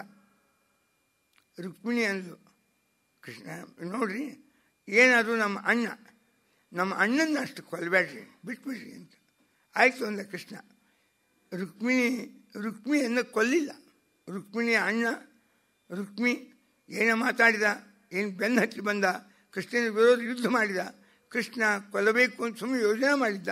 ರುಕ್ಮಿಣಿ ಬೇರೆಂದು ಸಸ್ಮಶ್ರು ಕೇಶಂ ಪ್ರೋಪನ್ ವ್ಯರೂಪಯತ್. ಒಂದು 3-4 ಕಡೆ ಕೂದಲ ತೆಗೆದ್ರು. ಅಷ್ಟೇ, ಒಂದಿಷ್ಟು ಇಡೋದು, ಒಂದಿಷ್ಟು ತೆಗೆದು, ಒಂದಿಷ್ಟು ಇಡೋದು. ಅದು ಅವಮಾನ. ಅಷ್ಟು ಮಾಡಿ ಕಳಿಸಿದ, ಏನೇನೋ ಮಾಡಲಿಲ್ಲ. ಅವಾಗ ಈಚೆಗೆ ಅವನು ಬೇಕಾದಷ್ಟು ಯುದ್ಧಕ್ಕೆ ಬಂದ. ಅಸಾಧ್ವಿದಂ ತ್ವಯಾ ಕೃಷ್ಣ ಕೃತಮಸ್ಮೈ ರೂಪಿತಂ. ಅವನೇನು ಮಾಡಿದ? ರುಕ್ಮಿ ಅಂದ್ರೆ ಈಗ ಭುಜ್ ಅಂತಾರೆ, ಈಗ ಗುಜರಾತ್ದೊಳಗೆ ಅದಕ್ಕೆ ಭೋಜಕಟ ಅಂತ ಹೇಳ್ತಿದ್ರು.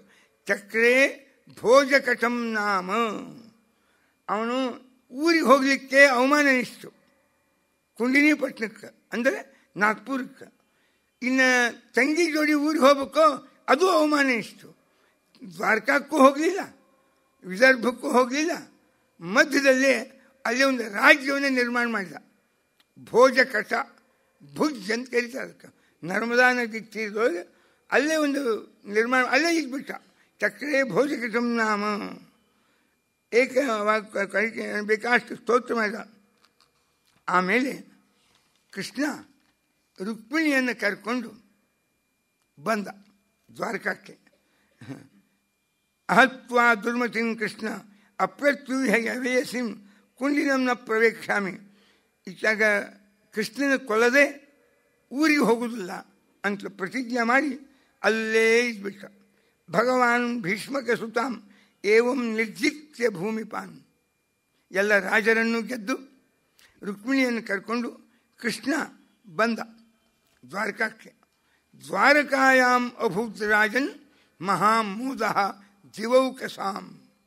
ಏನು ಆನಂದವೇ ಆನಂದ ದ್ವಾರಕಾದಾಗ.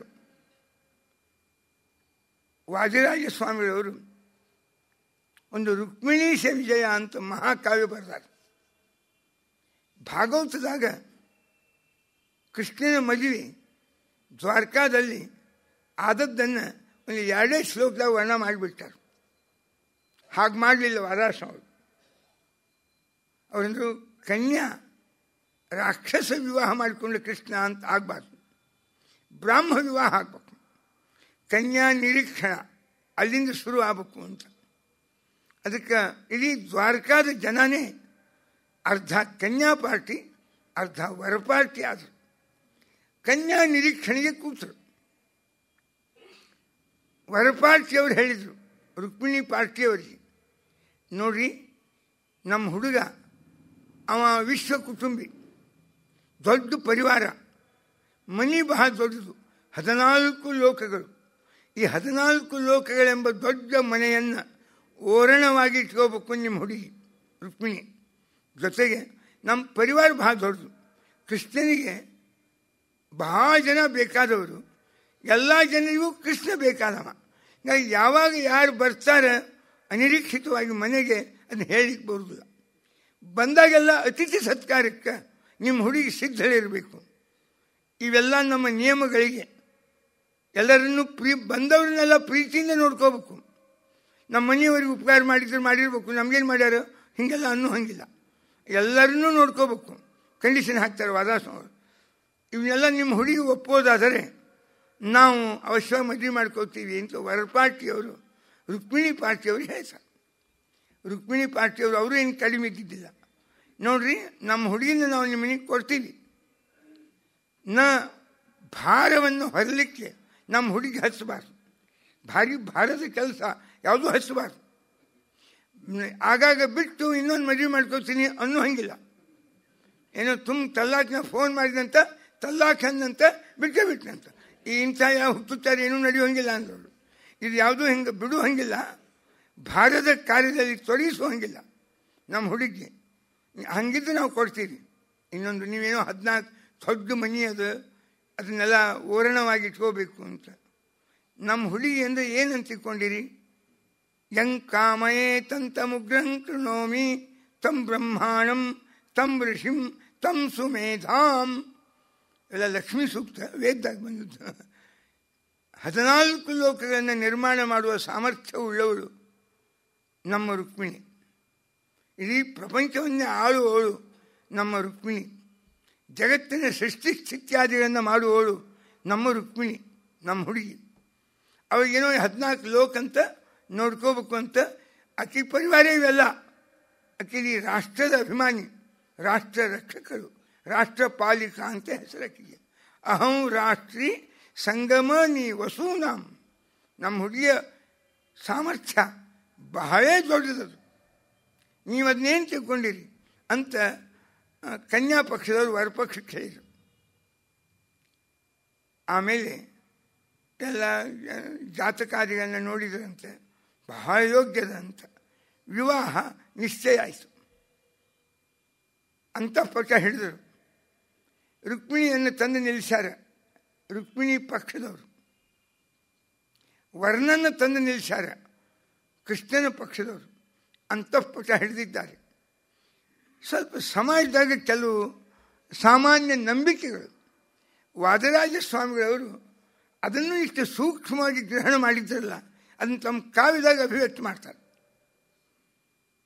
ಏನು ಸಮಾಜದ ಒಂದು ನಂಬಿಕೆ ಅಂದರೆ, ಯಾರು ಅಕ್ಷತ ಮೊದಲು ಹಾಕ್ತಾರೆ ಅವ್ರ ಮಾತು ಅವ್ರು ಕೇಳ್ತಾರಂತ.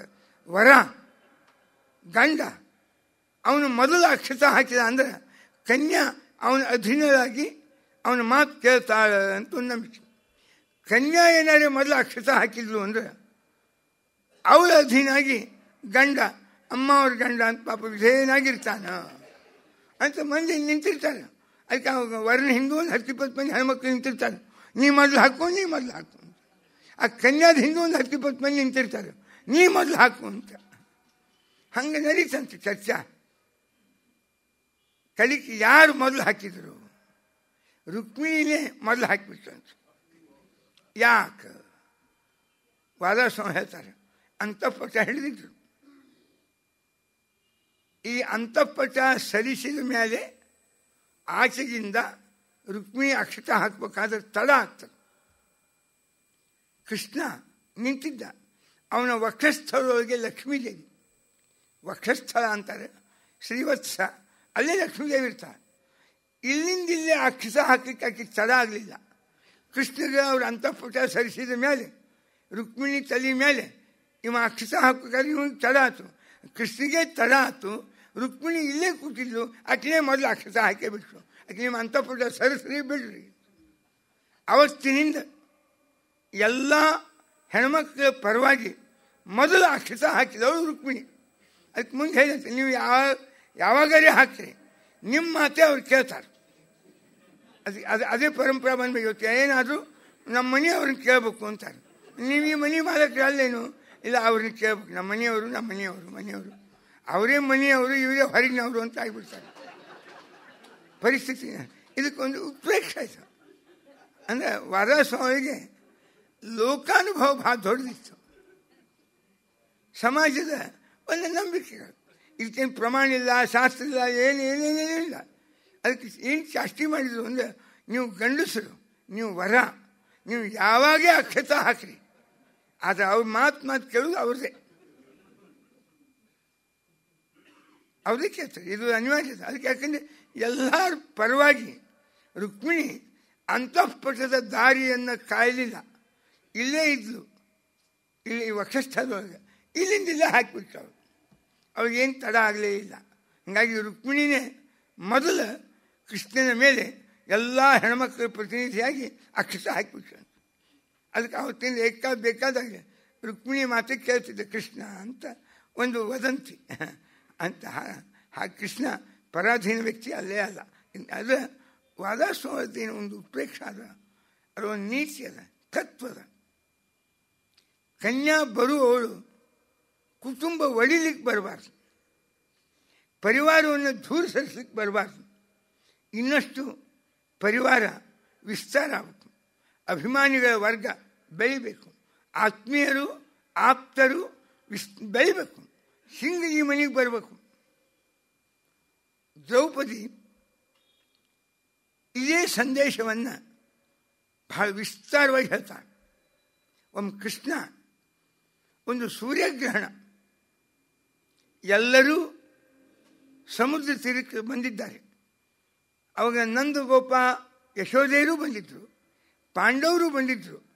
ಆ ಸ್ನಾನಕ್ಕೆ ಅಂತ ಕುರುಕ್ಷೇತ್ರ ಸ್ನಾನ ಮಾಡಬೇಕು ಅಂತ ಸೂರ್ಯಗ್ರಹಣಕ್ಕೆ, ಇಲ್ಲ ಸೂರ್ಯಗ್ರಹಣದವಾಗ ಪ್ರಭಾಸ ಕ್ಷೇತ್ರದಾಗ ಬಂದಿದ್ದರು. ಅಲ್ಲೇ ಸತ್ಯಭಾಮಾ ದೇವಿ ದ್ರೌಪದಿಯನ್ನು ಪ್ರಶ್ನೆ ಮಾಡ್ತಾಳೆ. ದ್ರೌಪದಿ, ನಿನಗೆ 5 ಜನ ಗಂಡಂದರು, 5 ಜನ ನಿನಗೆ ವಿಧೇಯರು, ನೀ ಏನು ಅಂತಿ ನಿನ್ನ ಮಾತು ಅವ್ರು ಕೇಳ್ತಾರೆ. ಬಹಳ ಆಶ್ಚರ್ಯ. ಒಬ್ಬನೇ ಕೃಷ್ಣ, ಏನು ಅವನ ಮನಸ್ಸು ಒಲಿಸಿ ಹೋಗ್ಬೇಕಾದ್ರೆ ನಮ್ಗೆ ಭಾಳ ಕಷ್ಟ ಆಗ್ತಾ ಇದೆ. ನಮ್ಮ ಒಲಿಯುವುದೇ ಇಲ್ಲಮ್ಮ, ನೀ ಹಂಗೆ ಒಲಿಸ್ಕೊಂಡು ನಮ್ಗೆ ಸ್ವಲ್ಪ ಉಪಾಯ ಹೇಳು. ಹಿಂಗೆ ಚೇಡಿ ಮಾಟ ಮಂತ್ರ ತಂತ್ರ ತಾಯ್ತ ಏನೋ ಬೂದಿ ಭಸ್ಮ ಏನೇನೋ ಮಾಡ್ತಿರ್ತಾರೆ ಜನ, ಅದನ್ನೇನಾರು ಅವಲಂಬಿಸಿ ಏನು ಹಿಂಗೆ ಕೇಳಿದ. ಈಗ ಶ್ಲೋಕೇ ದ್ರೌಪದಿ ಅಂತ, ಅಸದಾಚರಿತೆ ಮಾರ್ಗಿ, ಅಯೋಗ್ಯರು ಮಾಡೋ ಕೆಲಸ ನಾವು ಮಾಡಬಾರ್ದದು. ನಮ್ಮ ವ್ಯವಹಾರ, ನಮ್ಮ ಸ್ವಭಾವ ನಮ್ಮ ವಿನಯ, ನಮ್ಮ ಕರ್ತೃತ್ವ, ಇದಕ್ಕೆ ಗಂಡಂದರು ಅವ್ರ ಪರಿವಾರ ನಮ್ಮ ಮೇಲೆ ಒಳ್ಳೆಯ ಪ್ರೀತಿಯನ್ನು ಮಾಡ್ತಾರೆ ಹೊರತು ಚೇಳಿ ಮಾಟ ಮಂತ್ರದಿಂದ ಯಾರೂ ಆಗುವುದಿಲ್ಲ. ಒಂದು ವೇಳೆ ಮಂತ್ರ ಮೂಲ ಪರಾಂ ಸ್ತ್ರೀಯಂ, ನಾವೇನೋ ಮಂತ್ರ ತಂತ್ರ ಮಾಡ್ತೀವಿ ಅಂತ ಗಂಡನಿಗೆ ಗೊತ್ತಾದ್ರೆ ಆವಾಗ ನಮ್ಮ ಗಂಡ ಏನು ಮಾಡ್ತಾನೆ ಗೊತ್ತೇನು ನಮ್ಗೆ? ಮನೆಗೆ ಬರುವುದಿಲ್ಲ. ಯಾಕೆ ಅಂತಾನೆ ಮಂತ್ರ ಮೂಲ ಪರಾಂ ಸ್ತ್ರೀಯಂ ಯದಿ ಜಾನಾತಿ, ಅವಾಗ ಉದ್ವಿಗ್ನಸ್ಯ ಕುತ ಸುಖಂ. ಅವನು ಹೆಂಗಂದ್ರೆ ಸರ್ಪಾತ್ ವೇಶ್ಮಗತಾದಿವ, ಒಂದು ಹಾವು ಮನೆಯೊಳಗೆ ಹೊಕ್ಕರೆ ಹೆಂಗೆ ನಿಶ್ಚಿಂತವಾಗಿ ಯಾರೂ ನಿದ್ದೆ ಮಾಡಲಿಕ್ಕೆ ಆಗೋದಿಲ್ಲ, ಹಂಗಾಗ್ತದೆ ಪರಿಸ್ಥಿತಿ. ಹಾಗೆಲ್ಲ ಮಾಡಬಾರ್ದು ಅಂತ ಭಾಳ ಚಂದ ಹೇಳ್ತಾರೆ. ಇದೊಂದು ನಿಮಿತ್ತ. ಹೀಗಾಗಿ ರುಕ್ಮಿಣಿ ವಿವಾಹ ಮಹಾಭಾರತ ಭಾಗವತಾದಿಗಳನ್ನಾಗಲಿ ಅವಲೋಕಿಸಿದಾಗ ರುಕ್ಮಿಣಿ ಬಹಳ ದೊಡ್ಡ ಸಂದೇಶವನ್ನು ಜಗತ್ತಿಗೆ ಕೊಟ್ಟಲು ಅಂತ. ದ್ವಾರಕಾಯಾಮ್ ಅಭೂದ್ರಾಜನ್ ಮಹಾಮೋದ ದ್ಯೋಕಸಾಂ, ಬಹಳ ಸಂಭ್ರಮದ ಉತ್ಸವ ದ್ವಾರಕಾದೊಳಗೆ ವಿವಾಹ ಸಮಾರಂಭ ನೆರವೇರಿತು. ಪರೀಕ್ಷಿತ ರಾಜ ಪ್ರಶ್ನೆ ಮಾಡಿದ, ಸತ್ಯಭಾಮನ ವಿವಾಹ ಹೇಗಾಯಿತು? ಸತ್ಯಭಾಮನ ವಿವಾಹ ಹೇಳ್ತೀನಿ ಕೇಳು. ಸತ್ರಾಜಿತ ಅಂತ ರಾಜ, ಅವರಿಬ್ಬರು ಅಣ್ತಮ್ಮಂದರು. ಸತ್ರಾಜಿತ ಅವನ ತಮ್ಮ ಪ್ರಸೇನಜಿತ ಅಂತ. ಸತ್ರಾಜಿತ ಸೂರ್ಯೋಪಾಸನ ಮಾಡ್ತಿದ್ದ. ಅದಕ್ಕೆ ಕೆಲವರು ಈ ಬೆಂಗಳೂರು ಕಡೆ ಎಲ್ಲ ಭಾನುವಾರ ಇವತ್ತು ಊಟ ಮಾಡೋದಿಲ್ಲ ಸಂಜೆನಾಗ, ರವಿವಾರಕ್ಕೆ ಅಧಿಪತಿ ರವಿ. ಕೆಲವು ಜ್ಯೋತಿಷ್ಯವ ರವಿವಾರ ಎಕ್ಕಿ ಗಿಡ, ಅರ್ಕಪತ್ರ ಅದನ್ನು ಪೂಜೆ ಮಾಡ್ತಾರೆ ಆರೋಗ್ಯಕ್ಕಂತ. ಆರೋಗ್ಯಂ ಭಾಸ್ಕರಾದಿಚ್ಛೇ ಅಂತ ಒಂದು ಮಂತ್ರದ ಸೂರ್ಯನ ಬಗ್ಗೆ. ಘೃಣಿಸ್ ಸೂರ್ಯ ಆದಿತ್ಯ ಓಂ ಅಂತ. ಸಖ್ಯಾಯ ಪದ್ಮಯುಗಲ ಧರೋಧ್ಯಯ, ಯಾಕಂದ್ರೆ ಸಖ್ಯಾಯ ಪದ್ಮಯುಗಲ ಧರೋಧ್ಯಯ ಎದಕ್ಕಂದ್ರೆ ಆರೋಗ್ಯ ಚೆನ್ನಾಗಿರಬೇಕು ಅಂದರೆ ಸೂರ್ಯೋಪಾಸನ ಮಾಡಬೇಕು. ಅದಕ್ಕೆ ಸೂರ್ಯನ ಪ್ರೀತಿಗೆ ಸಂಜೆನಾಗ ಊಟ ಬಿಡೋರು ಕೆಲವರು ಇದ್ದಾರೆ, ಆಯ್ತಾರೆ. ಅದು ಸೂರ್ಯ ಅವನ ಉಪಾಸನ ಮಾಡಬೇಕು. ಭಾರಿ ಸೂರ್ಯೋಪಾಸನ ನಮ್ಮಲ್ಲಿ ಬಹಳ ಮೊದಲಿಂದ ಬೆಳೆದು ಬಂದಿದ್ದು. ನಾವು ಏನು ಕೆಲವು ಮಂತ್ರ ತಂತ್ರ ಮಾಡ್ತೀವಿ, ಸೂರ್ಯ ಎಂಬುವ ಪ್ರತಿಮಾದಾಗೆ ಮಾಡ್ತೀವಿ. ಅವ ಎಲ್ಲರಿಗೂ ಕೊಟ್ಟಿರ್ತಕ್ಕ ಒಂದು ದೊಡ್ಡ ಪ್ರತಿಮಾ ಸೂರ್ಯ. ಅದಕ್ಕೆ ಗಾಯತ್ರಿ ಮಂತ್ರ ಧ್ಯೇಯಸ್ಸದಾ ಸವಿತೃಮಂಡಲ ಮಧ್ಯವರ್ತಿ. ಅದು ಬ್ರಹ್ಮ ಗಾಯತ್ರಿ ಇರಲಿ ಅಥವಾ ವಿಶ್ವಾಮಿತ್ರ ಗಾಯತ್ರಿ ಇರಲಿ, ಸೂರ್ಯಾಂತರ್ಯಾಮಿಯಾಗಿ ಉಪಾಸನೆ ಮಾಡಬೇಕು. ಅಲ್ಲೇ ಪರಮಾತ್ಮನ ನಾರಾಯಣನ ಸನ್ನಿಧಾನ ಅಂತ ಗಾಯತ್ರಿ ಜಪ. ಅಷ್ಟು ಸೂರ್ಯ ನಿತ್ಯ ಪ್ರತಿಯೊಬ್ಬರಿಂದ ಉಪಾಸಿಸಲ್ಪಡುವ ಒಬ್ಬ ದೇವತಾ. ಭಾರಿ ಅದ. ಅವನ ಕರ್ತೃತ್ವ ಎಷ್ಟು ಅಂದರೆ, ಅರುಣ ಏಷ ಪ್ರಕಾಶ ಪೂರ್ವಸ್ಯಾಂ ಭಗವತೋ ಮರೀಚಿ ಮಾಲಿನ. ಏನು ಸೂರ್ಯ ಏನು ಮಾಡ್ತಾನೆ? ಬ್ರಹ್ಮದೇವರನ್ನು ಹಿಡ್ಕೊಂಡು ತೃಣಜೀವರ ತನಕ, ಸಾಮಾನ್ಯರ ತನಕ ಎಲ್ಲರ ಆಯುಷ್ಯವನ್ನು ಅಳಿಯುವ ಸೂರ್ಯ. ಇವ್ರಿಗೆ 100 ವರ್ಷ ಆಯ್ತು, ಇವ್ರಿಗೆ 100 ವರ್ಷ ತಾಸು ಏನೇನು ಅವರ ಆಯುಷ್ಯದ ಸಮಯದ ಅವಧಿಯದ ಇದನ್ನು ಅಳಿಲಿಕ್ಕೆ ನಾವು ಏನನ್ನು ಮಾನದಂಡಿಕೊಂಡಿವಿ ಅಂದರೆ ಸೂರ್ಯ. ಎಲ್ಲರ ಆಯುಷ್ಯ ಅಳಿಯುವ ವ್ಯಕ್ತಿ, ಎಲ್ಲರ ಆಯುಷ್ಯಕ್ಕೆ ನಿಯಾಮಕ, ಆರೋಗ್ಯಕ್ಕೆ ಸೂರ್ಯನೇ ಬೇಕು. ನಿತ್ಯ ಸೂರ್ಯನ ಎದುರಿಗೆ ನಿಂತು ಪೂರ್ವಕ್ಕೆ ಮುಖ ಆಗಿ ಮುಂಜಾವಿನ ಗಾಯತ್ರಿ ಮಾಡಬೇಕು. ಡಿ ಅಂತ ಜೀವನ ಸತ್ವ ಇರ್ತದೆ. ಈ ಎ ಸಿ ಒಳಗೆ ಕೂಡುವವರು, ಈ ಒಳಗೆ ಇರುವವರಿಗೆ ಈ ಡಿ ಅಂತೇನಲ್ಲ, ಎ ಬಿ ಸಿ ಡಿ, ಆ ಡಿ ಜೀವನ ಸತ್ವನೇ ಇರುವುದಿಲ್ಲ.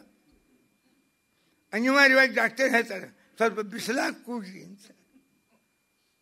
ನಮ್ಮ ಪ್ರಾಚೀನ ನಿತ್ಯ ಬೇಕಾದಾಗ ಒಂದು 15 ಮಿನಿಟ್ ಉದಯಿಸುವ ಸೂರ್ಯನ ಎದುರಿಗೆ ಮುಖ ಮಾಡಿ ನಿಂತು ಗಾಯತ್ರಿ ಅನ್ಬೇಕು ಅಂತಾರೆ.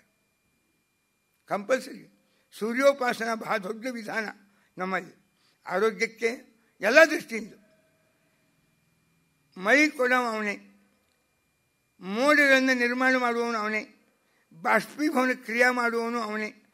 ಬೆಳೆಗಳು ಬೆಳೆಯೋದು ಸೂರ್ಯನ ಪ್ರಕಾಶ ಇದ್ದುದರಿಂದ. ಪ್ರತಿಯೊಂದಕ್ಕೂ ಸೂರ್ಯ ಅವನ ಪ್ರಕಾಶ ಬಹಳ ದೊಡ್ಡದಾಗಿರ್ತಕ್ಕ ಆಧಾರ. ಇನ್ನು ಪಕ್ಷಪಾತ ಮಾಡದೇ ಇರ್ತಕ್ಕಂಥ ಏಕಮೇವ ವ್ಯಕ್ತಿ ಅಂದರೆ ಸೂರ್ಯ ಒಬ್ಬನೇ. ಇವ್ರ ಮನೆಗೆ ಬೆಳಕು ಹೆಚ್ಚು ಹೋಗಲಿ, ಇವ್ರ ಮನೆಗೆ ಕಡಿಮೆ ಹೋಗಲಿ, ಅವನೇನು ಜಾತೀಯತೆ ಅವನಲ್ಲಿಲ್ಲ. ಇವ್ರು ಬೇರೆ ಜಾತಿಯವರಿದ್ದಾರೆ, ಉತ್ಸಾಹ ಬರೀ ಇಲ್ಲ. ನಿಮ್ಮ ಕಿಟಕಿ ಅಷ್ಟು ದೊಡ್ಡದಿಟ್ಟಿರ್ತೀರಿ ಅಷ್ಟೇ ಬೆಳಕು ಕೊಡವ. ಅವನೆಲ್ಲ ಅಗ್ದಿ ಸಮವಾಗಿ ಇಡೀ ಜಗತ್ತನ್ನು ನೋಡುವ ವ್ಯಕ್ತಿಯಿಂದ ಸೂರ್ಯ. ಸೂರ್ಯ ನಮ್ಮ ಮನುಷ್ಯನಾಗ ಇನ್ನೂ ಸ್ವಲ್ಪ ತಮಸ್ಸು, ಕತ್ಲಿ, ಅಜ್ಞಾನ ಇರ್ಬೋದು. ಆದರೆ ಕತ್ಲಿ ಸಂಪರ್ಕ ಬರದೇ ಇದ್ದ ಏಕಮೇವ ವ್ಯಕ್ತಿಯಿಂದ ಸೂರ್ಯ. ಸೂರ್ಯನಿಗೆ ಕತ್ತಲೆಯ ಸಂಪರ್ಕ ಬರುವುದಿಲ್ಲ. ಈ ಲೈಟ್ ಆರಿಸಿಬಿಡ್ತಾರೆ, ಈಗ ಮುಗಿದ ಕೂಡಲೇ ಇದು ಕತ್ಲಿ ಸಂಪರ್ಕ. ಈ ಕುರ್ಚಿ ಅಲ್ಲ, ನಾನು ಮುಂಜಾನೆ ಸೂರ್ಯನ ಕಿರಣ ಬರೋ ತನಕ ಅಖಂಡ ಕತ್ಲಿ ಕೂತಿರ್ತಾವೆ. ಹೀಗಾಗಿ ಕತ್ಲಿ ಸಂಬಂಧ ಜಗತ್ತಿಗೆ 12 ತಾಸು ಇರ್ತದೆ ನಿತ್ಯ. ಒಟ್ಟ ಕತ್ಲಿನೇ ಅದರ ಸಂಬಂಧವೇ ಇರದೆ ಅಂತ ವ್ಯಕ್ತಿ ಅವನು ಸೂರ್ಯ ಒಬ್ಬನೇ. ನಿರ್ದೋಷ, ಅಜ್ಞಾನಾದಿಗಳಿಂದ ದೂರ, ಹೀಗೆ ಇದ್ದ ನಮ್ಮ ದೇವರು ಎಂಬುವ ಪ್ರತೀಕ ಸೂರ್ಯ, ಶುದ್ಧ ಪ್ರತೀಕ. ಅದಕ್ಕೆ ಅವನಲ್ಲಿ ಉಪಾಸನ ಮಾಡ್ತಾರೆ. ಸತ್ರಾಜಿತ ಸೂರ್ಯೋಪಾಸನ ಮಾಡಿದ. ಕರ್ಣ ಇಷ್ಟು ಪ್ರಬಲ ಜರಾಸಂಧನನ್ನು ಸೋಲಿಸಿದ್ದ ಕರ್ಣ. ಒಂದು ದಿನ ಭೀಷ್ಮ, ದ್ರೋಣ ಎಲ್ಲರನ್ನೂ ಒಂದು ದಿನ ಸೋಲಿಸಿಬಿಟ್ಟ ಪೂರ್ಣ. ಕರ್ಣ ಅವನಿಗಿಂತ ಭಾರಿ ಭಾರಿ ಎಲ್ಲರನ್ನೂ ಸೋಲಿಸಿದ ವ್ಯಕ್ತಿ ಅವ ಕರ್ಣ. ಅಷ್ಟು ಶಕ್ತಿ ಹೆಂಗೆ ಬಂತು ಅವಂಗ? ಸೂರ್ಯೋಪಾಸನ, ನಿತ್ಯ ಸೂರ್ಯೋಪಾಸನ. ಅವ ಗಾಯತ್ರಿ ಎಷ್ಟು ಮಾಡ್ತಿದ್ದು ಗೊತ್ತೇ ನಿಮಗೆ? ಆ ಪೃಷ್ಠ ತಾಪಾತ್ ಆದಿತ್ಯಂ ಉಪಾತಿಷ್ಠತ ವೈ ಸದಾ. ಸೂರ್ಯ ಪೂರ್ವದಲ್ಲಿ ಉದಯಿಸೋಕ್ಕಿಂತ ಪೂರ್ವದೊಳಗೆ ಎದ್ದು ನಿಂತ ಗಾಯತ್ರಿ ಶುರು ಮಾಡ್ತಿದ್ದ. ಮುಕ್ತಾಯ ಯಾವಾಗ? ಬೆಳಿಗ್ಗೆ 4ಕ್ಕೆ ಗಾಯತ್ರಿ ಜಪ ಶುರು ಮಾಡಿದರೆ ಮಧ್ಯಾಹ್ನ 2 ಗಂಟೆಗೆ ಮುಕ್ತಾಯ ಮಾಡ್ತಿದ್ದ ನಿತ್ಯ. ಬೆನ್ನು ಕಾಯ್ಬೇಕಲ್ಲ, ಸೂರ್ಯ ಹುಟ್ಟಬೇಕು, ಮಧ್ಯದೊಳಗೆ ಬರಬೇಕು, ಪಶ್ಚಿಮಕ್ಕೆ ವಾಲಬೇಕು, ಆವಾಗ ಸೂರ್ಯನ ಕಿರಣ ಅವನ ಬೆನ್ನ ಮೇಲೆ ಬೀಳಬೇಕು, ಬೆನ್ನು ಚುರು ಚುರು ಅನ್ಬೇಕು, ಆವಾಗ ಗಾಯತ್ರಿ ಮುಗಿಸ್ತಿದ್ದ. ಆ ಪೃಷ್ಠ ತಾಪ ಬೆನ್ನು ಕಾಯುವ ತನಕ ಗಾಯತ್ರಿ ಜಪ ಮಾಡ್ತಿದ್ದ. ಅಂತೆ ಕರ್ಣನಿಗೆ ಎಲ್ಲರನ್ನೂ ಗೆಲ್ಲುವ ಒಂದು ದೊಡ್ಡ ಸಿದ್ಧಿ, ಪ್ರಚಂಡ ಪರಾಕ್ರಮಿಯಾದ. ಅದಕ್ಕೆ ಸೂರ್ಯೋಪಾಸನ ನಮ್ಮ ದೊಡ್ಡ ವಿಧಾನ, ಅದು ಬಹಳ ದೊಡ್ಡ ವಿಧಾನ. ಅವ ಪ್ರತ್ಯಕ್ಷ ದೇವತೆ. ಬಾಕಿ ದೇವತೆ ಕಣ್ಣಿಗೆ ಕಾಣಿಸೋದಿಲ್ಲ, ಅದು ಸೂರ್ಯ ಕಾಣಿಸ್ತಾನೆ, ಅವನ ಉಪಕಾರನೂ ಕಾಣಿಸ್ತದೆ. ಪುಕ್ಕಟಿಯಾಗಿ 12 ತಾಸು ಎಂದೂ ಬಿಲ್ ಕಳಿಸದೆ ನಮಗೆ ಬೆಳಕು ಕೊಡ ಅಂದ್ರೆ ಅವ ಒಬ್ಬನೇ. ಒಬ್ಬರಿಗೂ ಬಿಲ್ ಕೊಡ್ತಿಲ್ಲ ಇವತ್ತಿನ ತನಕ. ಪುಕ್ಕಟವಾಗಿ ಅವ ನೀರು ಕಾಯಿಸ್ತಾನೆ, ಎಲೆಕ್ಟ್ರಿಸಿಟಿ ಕೊಡ್ತಾನೆ, ಮತ್ತು ಸೋಲಾರ್ ಅಂತ ಮಾಡ್ತಾನೆ. ಮತ್ತೇನ ಸೋಲಾರ್? ಸೂರ್ಯನ ಕಾರ್ಯ ಬಹಳ ಅದ. ನಮ್ಮ ಇವತ್ತಿನ ಸೈನ್ಸ್ ಹೇಳ್ತದೆ, ಕೋಳಿ ಸಾವಿರಾರು ಮೊಟ್ಟೆಗಳನ್ನು ಇಡ್ತದೆ. ಅದಕ್ಕೆ ಯಾರ ಸಂಪರ್ಕ ಇಲ್ಲ, ಸೂರ್ಯನ ಸಂಪರ್ಕ ಒಂದೇ ಇರ್ತದೆ. ಅಲ್ಟ್ರಾ ವೈಲೆಟ್ ಅಂತಾರೆ ಅದಕ್ಕೆ. ಸೂರ್ಯನ ಕಿರಣಗಳು ಆ ಕೋಳಿಯ ಬೀಜ ವಿಭಜನೆ ಮಾಡಿ ಅದಕ್ಕೆ ಸಂತಾನ ಕೊಡುವ ಹಂಗೆ ಮಾಡ್ತಾವೆ. ಅದಕ್ಕೆ ಹೊಂದಿದ ಸ್ಪರ್ಶ ಕಾರಣವೇ ಇಲ್ಲ. ಹೀಗಾಗಿ ಅವು ಮತ್ತು ಹುಟ್ಟುವ ಮರಿ ಆಗುವುದಿಲ್ಲ, ತಿನ್ಲಿಕ್ಕೆ ಯೋಗ್ಯ ಆಗಿರ್ತಾವಂತ. ಅದಕ್ಕೆ ಈ ಎಗ್ಸ್ ಅಂತ ಏನು ಬರ್ತಾವೆ ಇಂಥವು, ಇವಕ್ಕೆ ವೆಜಿಟೇರಿಯನ್ ಫುಡ್ ಅಂತ ಕರೀತಾರೆ. ಅದು ಕೇವಲ ಸೂರ್ಯನಿಂದ ಆಗೋ ಕೆಲಸ. ಭಾರಿ ಅದ ಸೈನ್ಸ್ನಾಗ, ವೇದಾಂತದಾಗ, ತತ್ವಜ್ಞಾನದಾಗ, ಉಪಾಸನಾ ಕ್ಷೇತ್ರದಾಗ, ಧರ್ಮಶಾಸ್ತ್ರದೊಳಗೆ ಸೂರ್ಯನ ಮಹತ್ವ ಭಾರಿಯಾಗಿ ನಮ್ಮ ಪ್ರಾಚೀನರು ಕಂಡು ಹಿಡಿದಾರೆ. ಆ ಸೂರ್ಯನ ಉಪಾಸನ ಮಾಡ್ತಿದ್ದ ಈ ಸತ್ರಾಜಿತ ಮಹಾರಾಜ. ಸೂರ್ಯನಿಂದ ಒಂದು ಸಮಂತಕ ಮಣಿ ಅಂತ ಪಡೆದ. ಸಮಂತಕ ಮಣಿ ಪಡೆದ. ಆ ಮಣಿಯ ವೈಶಿಷ್ಟ್ಯ ಏನು ಅಂದರೆ, ದಿನ ಮಣಗಟ್ಟಲೆ ಬಂಗಾರವನ್ನು ಕೊಡ್ತಿತ್ತದ ಮಣಿ. ಎಲ್ಲಿ ಇರ್ತದ ಮಣಿ ಯಾರ ಮನೆಯೊಳಗೆ ಏನೂ ಕೊರತೆ ಆಗುವುದಿಲ್ಲ ಅದರೊಳಗೆ. ಅಂಥ ಮಣಿ ಅದು. ಭಾರಿ ಕೆಲವು ಮಣಿ ಇರ್ತಾವೆ. ಕೊಹಿನೂರು ಮಣಿ ಹೋಗಿ ಕೂತದ್ದು ನೋಡ್ರಿ ಅಲ್ಲೆಲ್ಲೋ ಒದೇ ಒದರ್ತಾವೆ. ನಮ್ಮ ಕೊಹಿನೂರು ಮಣಿ ನಮಗೆ ಬೇಕು ಅಂತ ಪಂಜಾಬ, ನಮಗೆ ಬೇಕು ಅಂತ ಇಂಡಿಯಾದವರು, ನಮಗೆ ಬೇಕು ಅಂತ ಪಾಕಿಸ್ತಾನದವರು. ಆಕೆ ರಾಣಿ ಇಟ್ಕೊಂಡು ಕೂತ್ಬಿಟ್ಟ, ಬ್ರಿಟಿಷ್ ಮಹಾರಾಣಿ. ಕೆಲವು ಮಣಿಗಳ ಕಿಮ್ಮತ್ತು ಹಂಗೆ. ಸಮಂತಕ ಮಣಿ ಭಾರಿ ಬೆಲೆಯುಳ್ಳ ವಸ್ತು, ಸಂಪತ್ತು ಹಾಗೆ ದೊರೀತಿತ್ತದರಿಂದ. ಸತ್ರಾಜಿತ ತಪಸ್ಸಿನಿಂದ ಪಡೆದ ಒಂದು ಅಪರೂಪದ ವಸ್ತು ಪಡೆದ ಮೇಲೆ ಒಬ್ಬರೇ ಹಾಕ್ಕೊಂಡು ಕೂಡ್ಲಿಕ್ಕೆ ಮನಸ್ಸಾಗೋದಿಲ್ಲ. ಅದನ್ನು ಹೊರಗೆ ಬೇರೆ ಹಾಕ್ಕೊಂಡು ಹೋಗ್ತಾರೆ. ಮದುವೆ ಮುಂಜಿ ಜಾವಳ ಇಲ್ಲಿ ಸುಮ್ಮನೆ ವೈಕುಂಠ ಏಕಾದಶಿ ಅಂಕಪ್ಪನ ದರ್ಶನಕ್ಕೆ ಸುದಕ್ಕೆ ಎಲ್ಲ ಆಭೂಷಣ ಅಲಂಕಾರ ಹಾಕ್ಕೊಂಡೇ ಹೋಗ್ತಿರ್ತಾರೆ ಮಂದಿ. ಯಾವಾಗ ತೋರಿಸ್ಬೇಕು ಮಂದಿಗೆ? ಮತ್ತು ಇದೇ ಒಂದು ಅಪಾರ್ಚುನಿಟಿ, ಅವಸರ ಪ್ರಸಂಗ ಅಂತ. ಅದನ್ನ ಒಗ್ದಿ ಆ ಮಣಿ ಎಲೆ ಮೇಲೆ ಹಾಕ್ಕೊಂಡು ಸತ್ರಾಜಿತ ಸಭೆಗೆ ಬಂದ. ಕೃಷ್ಣ ಸ್ವಾಗತ ಮಾಡಿದ. ಯಾರು ಅಂದ, ಎಂಥ ವ್ಯಕ್ತಿ ಬರ್ತಾ ಇದ್ದಾನೆ, ಏನು ತೇಜಸ್ಸು ಅಂದರು. ಬಂದ ಮೇಲೆ ಗೊತ್ತಾಯ್ತು ಸತ್ರಾಜಿತ ಅಂತ. ಏನು ಸತ್ರಾಜಿತ? ಭಾರಿ ಮಣಿ ನಿನ್ನ ಕೊರಳಲ್ಲಿ ಶೋಭಿಸ್ತಾ ಇದೆಯಲ್ಲ, ಇದು ಏನು ಮಣಿ ಅಂತ ಕೇಳಿದ. ಇದು ಸಮಂತಕ ಮಣಿ. ಅಬ್ಬಾ ಎಂಥ ಚಲೋ ಅದ, ಏನು ಹೊಳಿತದ, ಏನಿದ್ರ ಪ್ರಭಾವ ಅಂತೆಲ್ಲ ಕೇಳಿದ. ಸುಮ್ ಕೂಡಬಾರ್ದ, ಒಂದು ಮಾತಂದ ಮುಗ್ಧಾಂ ಕೃಷ್ಣ. ಸತ್ರಾಜಿತ, ಇದು ನಿನ್ನ ಕೊರಳೊಳಗಿರುವುದಕ್ಕಿಂತ ನನ್ನ ಕೊರಳಾಗಿದ್ದ ಚಂದ ಶೋಭಿಸ್ತದೆ ನೋಡು ಅಂದ. ಇಷ್ಟೇ ಅಪವಾದ ಬರಲಿಕ್ಕೆ ಕಾರಣ ಆಯ್ತು. ಕರ್ಮಧರ್ಮ ಸಂಯೋಗದಿಂದ ಸತ್ರಾಜಿತನ ಮನೆಯೊಳಗೆ ಆ ಮಣಿ ಏನಿಟ್ಟಿದ್ದ ದೇವರ ಮನೆಯೊಳಗೆ ದೊಡ್ಡ, ಅದು ಕಳ್ತನ ಆಯಿತು, ಮಾಯ ಆಯಿತು, ಸಿಗಲಿಲ್ಲ, ಹುಡುಕಿದ. ಸಹಜ ಹೆಂಡತಿ ಮುಂದೆ ಅಂದ ಸತ್ರಾಜಿತ, ನೋಡು ಆ ಸಮಂತಕ ಮಣಿ ಕಾಣ್ತಾ ಇಲ್ಲ, ನಾನು ಬಹಳ ತಪಸ್ಸಿನಿಂದ ಪಡೆದದ್ದು, ಏನು ಮಾಡಬೇಕು? ಕೃಷ್ಣ ಮಾತ್ರ ಒಂದು ದಿವಸ ಅಂದಿದ್ದ, ನಾನು ಸಭಾಕ್ಕೆ ಹಾಕ್ಕೊಂಡು ಹೋದಾಗ, ಇದು ನನ್ನ ಕೊರಳಾಗಿದ್ದ ಚಂದ ಇರ್ತದೆ ನೋಡು ಅಂತಂದಿದ್ದ. ಇದರ ಅಪೇಕ್ಷೆ ಪಟ್ಟಿದ್ದು ನಿಜ. ಅವನೇ ಏನಾರೇ ತೊಗೊಂಡು ಹೋಗ್ಯಾನೋ ಏನೋ ಅಂತ ಇಷ್ಟಂದ. ಭಾಗವತ ಇಷ್ಟು ಚಂದ ಶಬ್ದ ಆಡ್ತದಲ್ಲೇ, ಕರ್ಣೆ ಕರ್ಣೆ ಜಪನ್ ಜನಾ ಅಂತ. ಕಿವಿ ಕಿವಿ ಒಳಗೆ ಮಂದೆಲ್ಲ ಜಪ ಮಾಡಿ ಶುರು ಮಾಡಿದಂತ. ಅದು ಭಾಷೆ ಸೈಕಾಲಜಿ, ಹ್ಯೂಮನ್ ಸೈಕಾಲಜಿ. ಇನ್ನೊಬ್ಬರ ಬಗ್ಗೆ ದೋಷಾರೋಪಣ ಅಥವಾ ಅವ್ರದ್ದೇನಾದ್ರು ಟೀಕಾ ಇದ್ರೆ ಅದನ್ನು ನಾವು ಯಾರಿಗೂ ಹೇಳಬೇಡ್ರಪ್ಪ, ಹಿಂಗೆ ಯಾರಿಗೂ ಹೇಳಬೇಡ್ರಿ ಅನ್ನೋದು ಎಲ್ಲರಿಗೂ ಹೇಳೋದು. ಅದಕ್ಕೆ ಜಪ ಮಾಡೋದು ಕರ್ಣೆ ಕರ್ಣೆ. ಒಬ್ಬ ದೊಡ್ಡ ವ್ಯಕ್ತಿ ಸಮಾಜದಾಗ, ಒಬ್ಬ ಗಣ್ಯ ವ್ಯಕ್ತಿ ಏನಾದರೂ ಒಂದು ಸಣ್ಣ ದೋಷ ಅವನಲ್ಲಿ ಖಂಡಿತ ಯಾರು ಬಾಯಾಗೂ ಸುಮ್ಮ ಕೊಡುವುದಿಲ್ಲ. ಅದು ಎಲ್ಲರೂ ಕರ್ಣೆ ಕರ್ಣೆ ಜಪನ್, ಕಿವಿ ಕಿವಿ ಒಳಗೆ ಜಪ ಮಾಡಿ, ಯಾರಿಗೂ ಹೇಳ್ಬೇಡ್ರಿ ಹಿಂಗಾಗಿದೆ, ನೀವು ಯಾರಿಗೂ ಹೇಳ್ಬೇಡ್ರಿ ಹಿಂಗಾಗಿದೆ, ಎಲ್ಲರೂ ಹೇಳ್ಕೊತ ಹೌದು. ಅಲ್ಲಿ ಒಂದು ಮಾತು ಹೇಳ್ತಾರೆ, ಅಂತಃಪುರಗತಂ ಆಪಣೇಪಿ ಘುಷ್ಯತೆ ಅಂತ. ಏಕಾಂತದಾಗ ನೀವು ಅಗ್ದಿ ಇಂಡೋರ್ ಮೀಟಿಂಗ್ನಾಗ ಯಾರಿಗೂ ಗೊತ್ತಾಗಬಾರ್ದು ಅಂತ ಅಂದಿರ್ತಿಲ್ಲ, ಅಷ್ಟಾಗಿ ಇಡೀ ಜಗತ್ತಿನ ತುಂಬ ಅದು ವ್ಯಾಪಿಸಿರ್ತದೆ. ಇವತ್ತಿನ ಇನ್ಫಾರ್ಮೇಷನ್ ಟೆಕ್ನಾಲಜಿ ಮಾಧ್ಯಮ ಇಷ್ಟು ಪ್ರಬಲದ, ಒಂದೇ ಸೆಕೆಂಡು ನೀವು ಇಲ್ಲಿ ಏನು ಮಾತಾಡಿರಿ ಇಲ್ಲಿ ಜಗತ್ತಿನ ಔಟ್ ಆಗಿಬಿಡ್ತದೆ, ಇಷ್ಟು ಪ್ರಬಲದ. ಅದಕ್ಕೆ ಅದು ಹೆಂಗಿರ್ತದೆ ಸಾಮಾಜಿಕವಾಗಿ ಅಂದರೆ, ಸಮಾಜ ಯಾವನಾರು ಒಬ್ಬ ವ್ಯಕ್ತಿ ಸ್ವಲ್ಪ ಮುಂದೆ ಬಂದ ಅಂದರೆ ಅವನ ಬಗ್ಗೆ ಆಡ್ಕೊಂಬುದ್ರಾಗ ಭಾರಿ ಆನಂದ ಇರ್ತದೆ ಮನುಷ್ಯ ಎಲ್ಲರಿಗೂ. ಭಾಳ ಸ್ವಲ್ಪ ಮುಂದೆ ಬಂದಿರಬೇಕು, ದೊಡ್ಡ ವ್ಯಕ್ತಿ ಆಗಿರ್ಬೇಕು, ಅವನ ಬಗ್ಗೆ ಆಡ್ಕೊಂಬುದು ಅಂದರೆ ಒಳ್ಳೆಯ ಆನಂದ, ಖುಷಿ ಇದ್ದಂಗೆ ಇರ್ತದೆ. ಅದೇನೋ ಯಾರೋ ಹೇಳ್ತಿದ್ರು ಹಪ್ಪಳ ಸಂಡಿಗೆ ತಿಂದಂಗೆ ಅಂತದ್ದು, ಅಷ್ಟು ರುಚಿ ಹಚ್ಚಿಬಿಡ್ತಾವಂಥವ್ರಿಗೆ.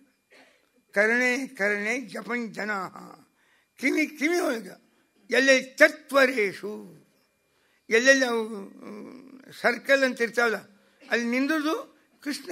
ನೀವು ಕೇಳಿಲ್ಲ, ನಿಮ್ಗೆ ಗೊತ್ತದಿಲ್ಲ. ಕೃಷ್ಣ ಆ ಹೌದು ಸತ್ರಾಜಿತನ ಮನೆಯೊಳಗೆ ಸಮಂತಕ ಮನೆ ತುಡು ಮಾಡ್ಯಾನಂತ ಕೃಷ್ಣ. ಅವ ಸಂಭಾವ್ಯತೆಯನ್ನು ಹೇಳಿದ್ರೆ ಇವು ನಿಶ್ಚಯನೇ ಮಾಡಿದ. ಸಮಾಜ ನಿಶ್ಚಯ ಮಾಡ್ತದೆ. ಅವ್ರಿಗಿನ್ನೂ ಅಪವಾದ ಬಂದಿವೆ, ಅಪವಾದ ಸಿದ್ಧ ಆಗಿಲ್ಲ ಅಂತ ಅಂತಿರ್ತಾರಲ್ಲ ಇವೆಲ್ಲ. ಕಾಯ್ದೆ ಕಾನೂನು ಪ್ರಕಾರ ಅಪವಾದಗಳನ್ನು ಅವ್ರ ಮೇಲೆ ಆರೋಪ ಬಂದವ. ಆರೋಪ ಇದನ್ನು ಅಪರಾಧಿ ಅಂತ ಸಿದ್ಧ ಮಾಡುವುದಿಲ್ಲ ಅಂತ. ಹಂಗೆ ನಮ್ಮ ಕೃಷ್ಣನ ಮೇಲೆ ಆರೋಪ ಮಾಡಿದ್ದವ, ಅದು ಅಪರಾಧ ಅಂತಲೇ ಮಾಡಿಬಿಟ್ರಿ. ಯಾವಾಗಲೂ ಸಮಾಜಕ್ಕೆ ಆರೋಪದ ಸ್ಥಿತಿ, ಅಪವಾದದ ಸ್ಥಿತಿ ಅಥವಾ ಅಪರಾಧದ ಸ್ಥಿತಿ ಎರಡೂ ಗೊತ್ತಾಗೋದಿಲ್ಲ. ಈ ಆರೋಪ ಯಾವುದು, ಅಪವಾದ ಯಾವುದು ಮತ್ತು ಅಪರಾಧ ಯಾವುದು? ಅಪರಾಧ ಪ್ರತ್ಯಕ್ಷ ನಡೆದಿದ್ದರೆ ಅದು ಅಪರಾಧ. ಆರೋಪ ಇಲ್ಲದ ವ್ಯಕ್ತಿ ಮೇಲೆ ಇದನ್ನು ಹರಿಸಿದ್ವಿ ಅಂದರೆ ಅದು ಅಪವಾದ. ಅದಕ್ಕೆ ಆರೋಪ, ಅಪವಾದ, ನಮಗೆ ಆಗದ ವ್ಯಕ್ತಿ ಬಗ್ಗೆ ನಾವು ಸಂಶಯ ವ್ಯಕ್ತ ಮಾಡಿದರೆ ಅದು ಆರೋಪ. ಅವನೇ ಮಾಡ್ಯಾನ ನಿಶ್ಚಯ ಮಾಡಿದ್ವಿ, ಅದು ಅಪವಾದ. ಕಣ್ಣೆದುರಿಗೆ ಅವನು ನೋಡಿದ್ವಿ, ಅವನು ತೊಗೊಂಡಿದ್ದ, ಕಳ್ತನ ಮಾಡಿದ್ದ ಅಂದ್ರೆ ಅದು ಅಪರಾಧ. ಈ ಆರೋಪ, ಅಪವಾದ, ಅಪರಾಧದೊಳಗೆ ವ್ಯತ್ಯಾಸ ಬಹಳ. ನಾವು ಅದನ್ನು ಗುರುತಿಸೋದಿಲ್ಲ. ಹಾಗೆ ಅವ ಸಂಭಾವ್ಯತೆಯನ್ನು ಆರೋಪ ಮಾಡಿದ. ಆರೋಪ ಅಪರಾಧ ಅಂತಾಯಿತು. ಅದು ಎಲ್ಲ ಕಡೆಗೂ ಅಪವಾದ ಬಂದ್ಬಿಟ್ಟು ಕೃಷ್ಣಗೂ. ಎಲ್ಲರೂ ಮಾತಾಡಿ ಹತ್ಬಿಟ್ಟಾರು. ರುಕ್ಮಿಣಿ ತನಕ ಈ ಸುದ್ದಿ ಬಂತು. ರುಕ್ಮಿಣಿ ಬಂದು ಕೇಳಿದ್ಲು, ಏನ್ರಿ ನಿಮ್ಗೆ ಅಪವಾದ ಬಂದದ, ನೀವು ಕೃಷ್ಣ ತುಡುಗು ಮಾಡಿರಿ ಅಂತ, ಶಮಂತಕ ಮಣಿ ಏನು ಕಡಿಮಿತ್ತು ನಮ್ಮ ಮನೆಯೊಳಗೆ, ಯಾಕೆ ಅದು ತುಡುಗು ಮಾಡಿದ್ರಿ ಅಂತ. ನಾನು ಅಂದೆ ಹಂಗೆ ಮಾಡಿರ್ಲಿಕ್ಕಿಲ್ಲ ಅಂತ. ಎಲ್ಲ ಮಂದಿ ಏನಂದ್ರೆ ಗೊತ್ತೇನು, ಅವಾಗ ಸಣ್ಣ ತಂದಿಂದ ಚಟ ಅದಂತೆ. ಹಾಲು ಮೊಸರು ಬೆಣ್ಣೆ ತುಡುಗು ಮಾಡಿ ಮಾಡಿ ಕಳ್ತನ ಮಾಡೋದು ಅವನ ಚಟನೇ ಅದು. ಹೀಗಾಗಿ ಅವೇನು ಮಾಡ್ಯಾನ ಅಂತಂದ್ರೆ ಅದಕ್ಕೆ ನಾವು ಆಶ್ಚರ್ಯಪಡೋಕ್ಕೆ ಕಾರಣಿಲ್ಲ. ಯಾಕೆ ಯಾರಿಗೆ ಸ್ವಭಾವ ಸಿದ್ಧವಾದ ಒಂದು ಕಲಾ ಇರ್ತದೆ, ಅದನ್ನ ಏನಾದರೂ ಬಿಡುವುದಿಲ್ಲ ಅಂತ. ಒಬ್ಬ ದೊಡ್ಡ ಸುಭಾಷಿತಕಾರ ಒಂದು ಚಾಸ್ತಿ ಮಾಡ್ತಾನೆ. ಇವತ್ತಿನ ಶಬ್ದದೊಳಗೆ ವಿಲೇಜ್ ಅಕೌಂಟೆಂಟ್ ಅಂತ ಕರೀತಾರೆ. ವಿಲೇಜ್ ಇದಕ್ಕೆ ಗ್ರಾಮ ಲೆಕ್ಕಾಧಿಕಾರಿ ಅಂತ ಕರೀತಾರೆ. ಈ ತೆಲುಗಿನಾಗ ಕರ್ಣಂ ಅಂತ ಕರೀತಾರೆ. ಕರ್ನಾಟಕದಾಗ ಕುಲಕರ್ಣಿ ಅಂತ ಕರೀತಾರೆ. ಹೌದು, ಎಲ್ಲ ಒಂದೇ. ಕುಲಕರ್ಣಿ ಅಂದರು ಅವನೇ ಅದೇ ಕೆಲಸ ಮಾಡವ, ಕರ್ಣಂ ಅಂದರು ಅದೇ ಕೆಲಸ ಮಾಡವ, ಗ್ರಾಮ ಲೆಕ್ಕಾಧಿಕಾರಿ ಅಂದರು ಅವನೇ, ಶಾನುಭೋಗ ಅಂದರು ಒಂದೇ, ಅಥವಾ ಅದೇನು ವಿಲೇಜ್ ಅಕೌಂಟೆಂಟ್ ಅಂದರು ಒಂದೇ, ಗ್ರಾಮ ಪಂಚಾಯಿತಿಯ ಮುಖ್ಯಸ್ಥ ಅಂದರು ಅವನೇ. ಇವೆಲ್ಲ ಒಂದೇ, ದಂಧ ಒಂದೇ, ವ್ಯವಹಾರ ಒಂದೇ. ಅವನ ಬಗ್ಗೆ ಒಂದು ಉತ್ಪ್ರೇಕ್ಷೆ ಮಾಡ್ತಾರೆ. ಈ ಗ್ರಾಮ ಲೆಕ್ಕಾಧಿಕಾರಿ ತಾಯಿಯ ಗರ್ಭದಾಗ ಏನಿದ್ನಲ್ಲ 9 ತಿಂಗಳ, ಅವಾಗ ತಾಯಿ ಮಾಂಸ ಯಾಕೆ ಕಿತ್ತು ತಿನ್ನಲಿಲ್ಲ. ಕಿತ್ತು ತಿನ್ನೋದೇ ಅವನ ಚಟ ಇರ್ತದೆ ಎಲ್ಲರಿಗೂ. ಈ ಪೊಲೀಸ್ ಹೋಗ್ತಿರ್ತಾರಲ್ಲ, ಪಲ್ಯಕಾಯಿ ಹಂಗೆ ಹಿಂಗೆ ಸರ್ಸು, ಇಲ್ಲಕ್ಕೆ ಮುಂದೆ ಅಂಗಡಿ ಹಚ್ಚಿ ಅನ್ನೋದು, ಈ ಸರ್ಸ್ ತೋರಿಸ್ತವೆ, ಮತ್ತೊಂದು ಸಂಸ್ಥೆಗೆ ಹಾಕೊಂಡು ಅವು ಏನು ಪಲ್ಯ, ಇದು ಉಪಾಯ ಇದು ಸರಿ ಅನ್ನೋದು, ಜಬರಿಸೋದು, ಇಡೀ ಒಂದು ಮನೆಗೆ ಆಗುವಷ್ಟು 4 ದಿವಸ ಅವ್ರ ಪಲ್ಯಕಾಯಿ ತೊಗೊಂಡು ಹೋಗೋದು. ಇದು ಸಹಜ ವೃತ್ತಿ ಇರ್ತಾವೆ ಇವೆಲ್ಲ. ಹಂಗೆ ಒಟ್ಟು ಇನ್ನೊಬ್ಬರ ಕಡೆಯಿಂದ ಏನಾದರೂ ಪಡಿಲಾರ್ದೆ ಯಾರಿಗೂ ಸುಮ್ಮ ಕೊಡಬೇಕಿ ಅಲ್ಲ. ತಿನ್ನೋದೇ ಅವನ ಸಹಜತನ ಆಗಿರ್ತದೆ, ಅಖಂಡ ಆಗಿರ್ತದೆ. ಅವ ಯಾವ ಇವ್ನು ಕುಲ್ಕರ್ಣೋ, ಗ್ರಾಮ ಲೆಕ್ಕ ವಿಲೇಜ್ ಅಕೌಂಟೆಂಟು, ಇವ್ ಏನಂತೀವಿ ಅವೆಲ್ಲ ಅಸಹಜ ಆದದ್ದು. ಇಷ್ಟು ಚಟ ಇದ್ದ ಈ ವ್ಯಕ್ತಿ ತಾಯಿ ಗರ್ಭದಾಗ 9 ತಿಂಗಳು ಏನೂ ತಿನ್ನಲಾರ್ದೆ, ತಾಯಿ ಮಾಂಸನೂ ಕಿತ್ತು ತಿನ್ನಲಾರ್ದೆ ಸುಮ್ಮನೆ ಕೂತ. ತಾಯಿ ಪೂಜ್ಯಳು, ಅಕ್ಕಿ ಮಾಂಸ ಕಿತ್ತು ತಿನ್ನಬಾರದು ಎಂಬುವ ಗೌರವ ಶ್ರದ್ಧಾ ಅಲ್ಲ, ಹಲ್ಲಿದ್ದಿದ್ದಿಲ್ಲ ಅಂತ ಸುಮ್ಮ ಕೂತಾನ. ದಂತಾಭಾವಾಶ್ಚ ಅಂತಾರೆ. ಅದು ಆಗು ಏನಾದ್ರು ಹಲ್ಲಿದ್ದು ಅಂದ್ರೆ ಅವ ಆಗು ತಿನ್ನವನೇ. ಅದ 9 ತಿಂಗಳು ಏನು ಹಲ್ಲು ಇರುವುದಿಲ್ಲ, ಅದಕ್ಕೆ ಸುಮ್ಮ ಕೂತಾನೆ ಅಂತ ಒಂದು ಉತ್ಪ್ರೇಕ್ಷ. ಹಾಗೆ ಕೃಷ್ಣ ಸಣ್ಣವರಿದ್ದಂತೂ ಹಾಲು ಮೊಸರು ಬೆಣ್ಣೆ ಕಳ್ತನ ಮಾಡಿದವನೇ. ಅದಕ್ಕೆ ಬಹುಶಃ ಅವ ಮತ್ತು ಇದು ಮಾಡ್ಯಾನ ಅಂತ ಹಿಂಗೆ ಅಂತಾರು ಮಂದಿ ಅಂತ ಅಳಿಕೆ ಹತ್ತಕ್ಕೆ. ನಾ ಮಾಡಿಲ್ವಾ ಅಂತಂದ. ಕೃಷ್ಣಂದ ಆಯ್ತು ಸರಿ. ಲೋಕಾಪವಾದಕ್ಕೆ ಅಂಗಿ ನಡೆಯುವುದು ವಿವೇಕ ಕೆಳೆಚ್ಚರಿಕೆ, ಹೆಚ್ಚದೆ ಹಿಗ್ಗದೆ ಇದ್ದರೆ ಲೋಕಕ್ಕೆ ಮೆಚ್ಚು ಕೆಳೆಚ್ಚರಿಕೆ. ಆದಷ್ಟು ಎಲ್ಲರೂ ಜೀವನದಾಗ ಲೋಕಾಪವಾದ ಬರಲಾರ್ದಂಗೆ ನಮ್ಮ ಜೀವನವನ್ನು ನಿರ್ವಹಣೆ ಮಾಡ್ಕೋಬೇಕು. ಅದು ಸಿಂಧಿ ಗಿಡ ಅಂತಿರ್ತಾವೆ, ಮೊದಲು ಗಾಂಧಿ ಎಲ್ಲ ಕಳಿಸಿ ಹಾಕಿದಾವೆ, ಈಗ ಇಲ್ಲಿ ಭಾಳ ಕಡಿಮೆ ಅವ. ಈಗ ಅದಕ್ಕೂ ಹೈಫೈ ಬಂದಾವ. ಸಿಂಧಿ ಗಿಡದ ಕೂತು ಅವೇನೋ ಕುಳಿತಿದ್ದ. ಸರಿ ಕುಡಿಲಿಕ್ಕೆ ಹತ್ತ ಅಂತ ಅಂದ್ಬಿಡ್ತು ಮಂದಿ. ಇಲ್ರಿ ನಾ ಹಾಲು ಕುಡಿಲಿಕ್ಕೆ ಹತ್ತೀನಿ, ಹಾಲು ಅಲ್ಲೇ ಹಾಕಿ ಕುಡಿಬೇಕು. ಯಾವಾಗ ನೀವು ಆ ಗಿಡದ ತಾಯಿ ಕೂತು ಕುಡ್ದಿರಿ ಅಂದ್ರೆ ನೀವು ಏನು ಬೇಕಾದ್ರೆ ಕುಡೀರಿ, ನೀವು ಹಾಲು ಕುಡ್ದಿರಿ ಅನ್ನೋದಿಲ್ಲ, ಅಲ್ಕೋ ಹಲೆ ಕುಡ್ದಿರಿ ಅನ್ನೋ ಅವ್ರ ಮಂದಿ. ಇದು ಅಪವಾದ. ಮಹಾಭಾರತ ಒಂದು ಕಥೆನೇ ಅದು ಅಪವಾದಕ್ಕೆ.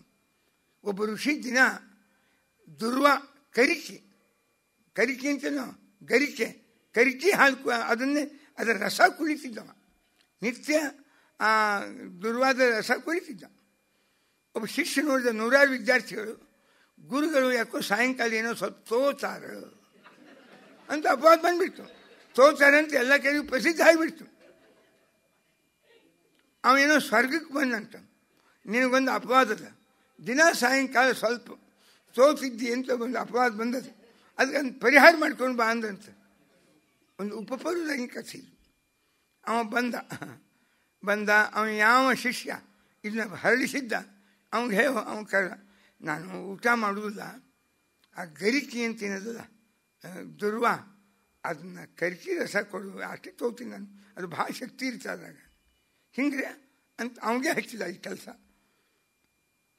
ಬೆಳೆದ ಕರಿಕೆ ದುರ್ವಾವನ್ನು ತೊಗೊಂಡು ಅರೆದು ರಸ ಮಾಡಿ ಗುರುಗಳಿಗೆ ಕೊಟ್ಟ. 2 ದಿವಸ ಕೊಟ್ಟ. ಪಾಪ ಇದನ್ನೇ ತೋಗ್ತಿದ್ರು ಏನೋ, ನಾ ಇದನ್ನೇನೋ ಬುರುಬುರುಗು ಅದ್ರ ಬಣ್ಣ ನೋಡಿ ಹಂಗೆ ಏನೋ ಸ್ವಲ್ಪ ತೋಗ್ತಾರ ಅಂತಂದೆ ಅಂತ. ಅವ್ನು ಹೋಗಿ ಮಂದಿ ಹೇಳ, ಇಲ್ರಿ ನಾನು ಹಂಗೆ ತಿಳ್ಕೊಂಡಿದ್ದೆ, ಅದಕ್ಕೆ ಅವ್ರು ತೋಗ್ತಾರೆ ಅಂತ ಹೇಳಿದ್ದೆ, ಸರ್ವಥ ಅವ್ರು ತೊಗೊಂಬಿಡ್ಲ, ಇಂಥ ಒಳ್ಳೆ ವ್ಯಕ್ತಿ ಯಾಕೆ ತೋಗ್ತಾರೆ, ಅದು ನೀನು ತೊಗೊಂಡಿಲ್ಲ ಅವ್ರು ಸರ್ವಥ, ಹಿಂಗೆ ನಮಗೇನು ಗೊತ್ತು, ನೀನೇ ಹೇಳಿದ್ದಿ ತೋಗ್ತಾರಂತ ನಾವು ನಂಬಿದ್ವಿ. ಇಲ್ಲ ಸರಿ ನಮಗೂ ಅನಿಸಿತ್ತು, ಸರಿ ಹೊತ್ತಂದ್ರೆ ಅಪವಾದ ಪರಿಹಾರ ಆಯ್ತು. ಆಮೇಲೆ ಅವ್ನಿಗೆ ಸ್ವರ್ಗದಾಗ ಪ್ರವೇಶ ಕೊಟ್ಟು ಅಂತ ಒಂದು ಸಣ್ಣ ಕಥೆ ಅಲ್ಲ ಇದು, ಶಿಕ್ಷಾಗ್ರಾಹ್ಯ ವಿಶೇಷತಃ. ಅದರಿಂದ ಒಂದು ಏನು ಶಿಕ್ಷಣ ಅಂದರೆ, ಜೀವನದಾಗ ಅಪವಾದ ಬರುವ ಹಂಗೆ ಯಾವ ವ್ಯವಹಾರನೂ ನಾವು ಮಾಡಬಾರ್ದು. ಆದಷ್ಟು ಅಪವಾದಗಳಿಂದ ದೂರ ಬರಲಾರ್ದಂಗೆ ನಮ್ಮ ಜೀವನವನ್ನು ರೂಪಿಸ್ಕೊಳ್ಬೇಕು. ಅದಕ್ಕೆ ಕೃಷ್ಣ ಅಪವಾದ ಪರಿಹಾರ ಮಾಡ್ಕೊಳ್ಳಿಕ್ಕೆ ನಮಗೆ ತೋರಿಸಂಗೆ ಹೊಂಟ. ಅಲ್ಲಿ ನೋಡಿ ಹಾದಿ ಕಾಡಿ ಹೊಂಟ ಪರಿವಾರ ಕರ್ಕೊಂಡು. ಸಿಂಹ ಪ್ರಸೇನಮವಧಿ, ಒಂದು ಸಿಂಹ ಸತ್ರಾಜಿತನ ತಮ್ಮ ಪ್ರಸೇನಜಿತನನ್ನು ಕೊಂದಿತ್ತಲ್ಲಿ. ಆ ಪ್ರಸೇನಜಿತ ಸತ್ತು ಬಿದ್ದಿದ್ದ.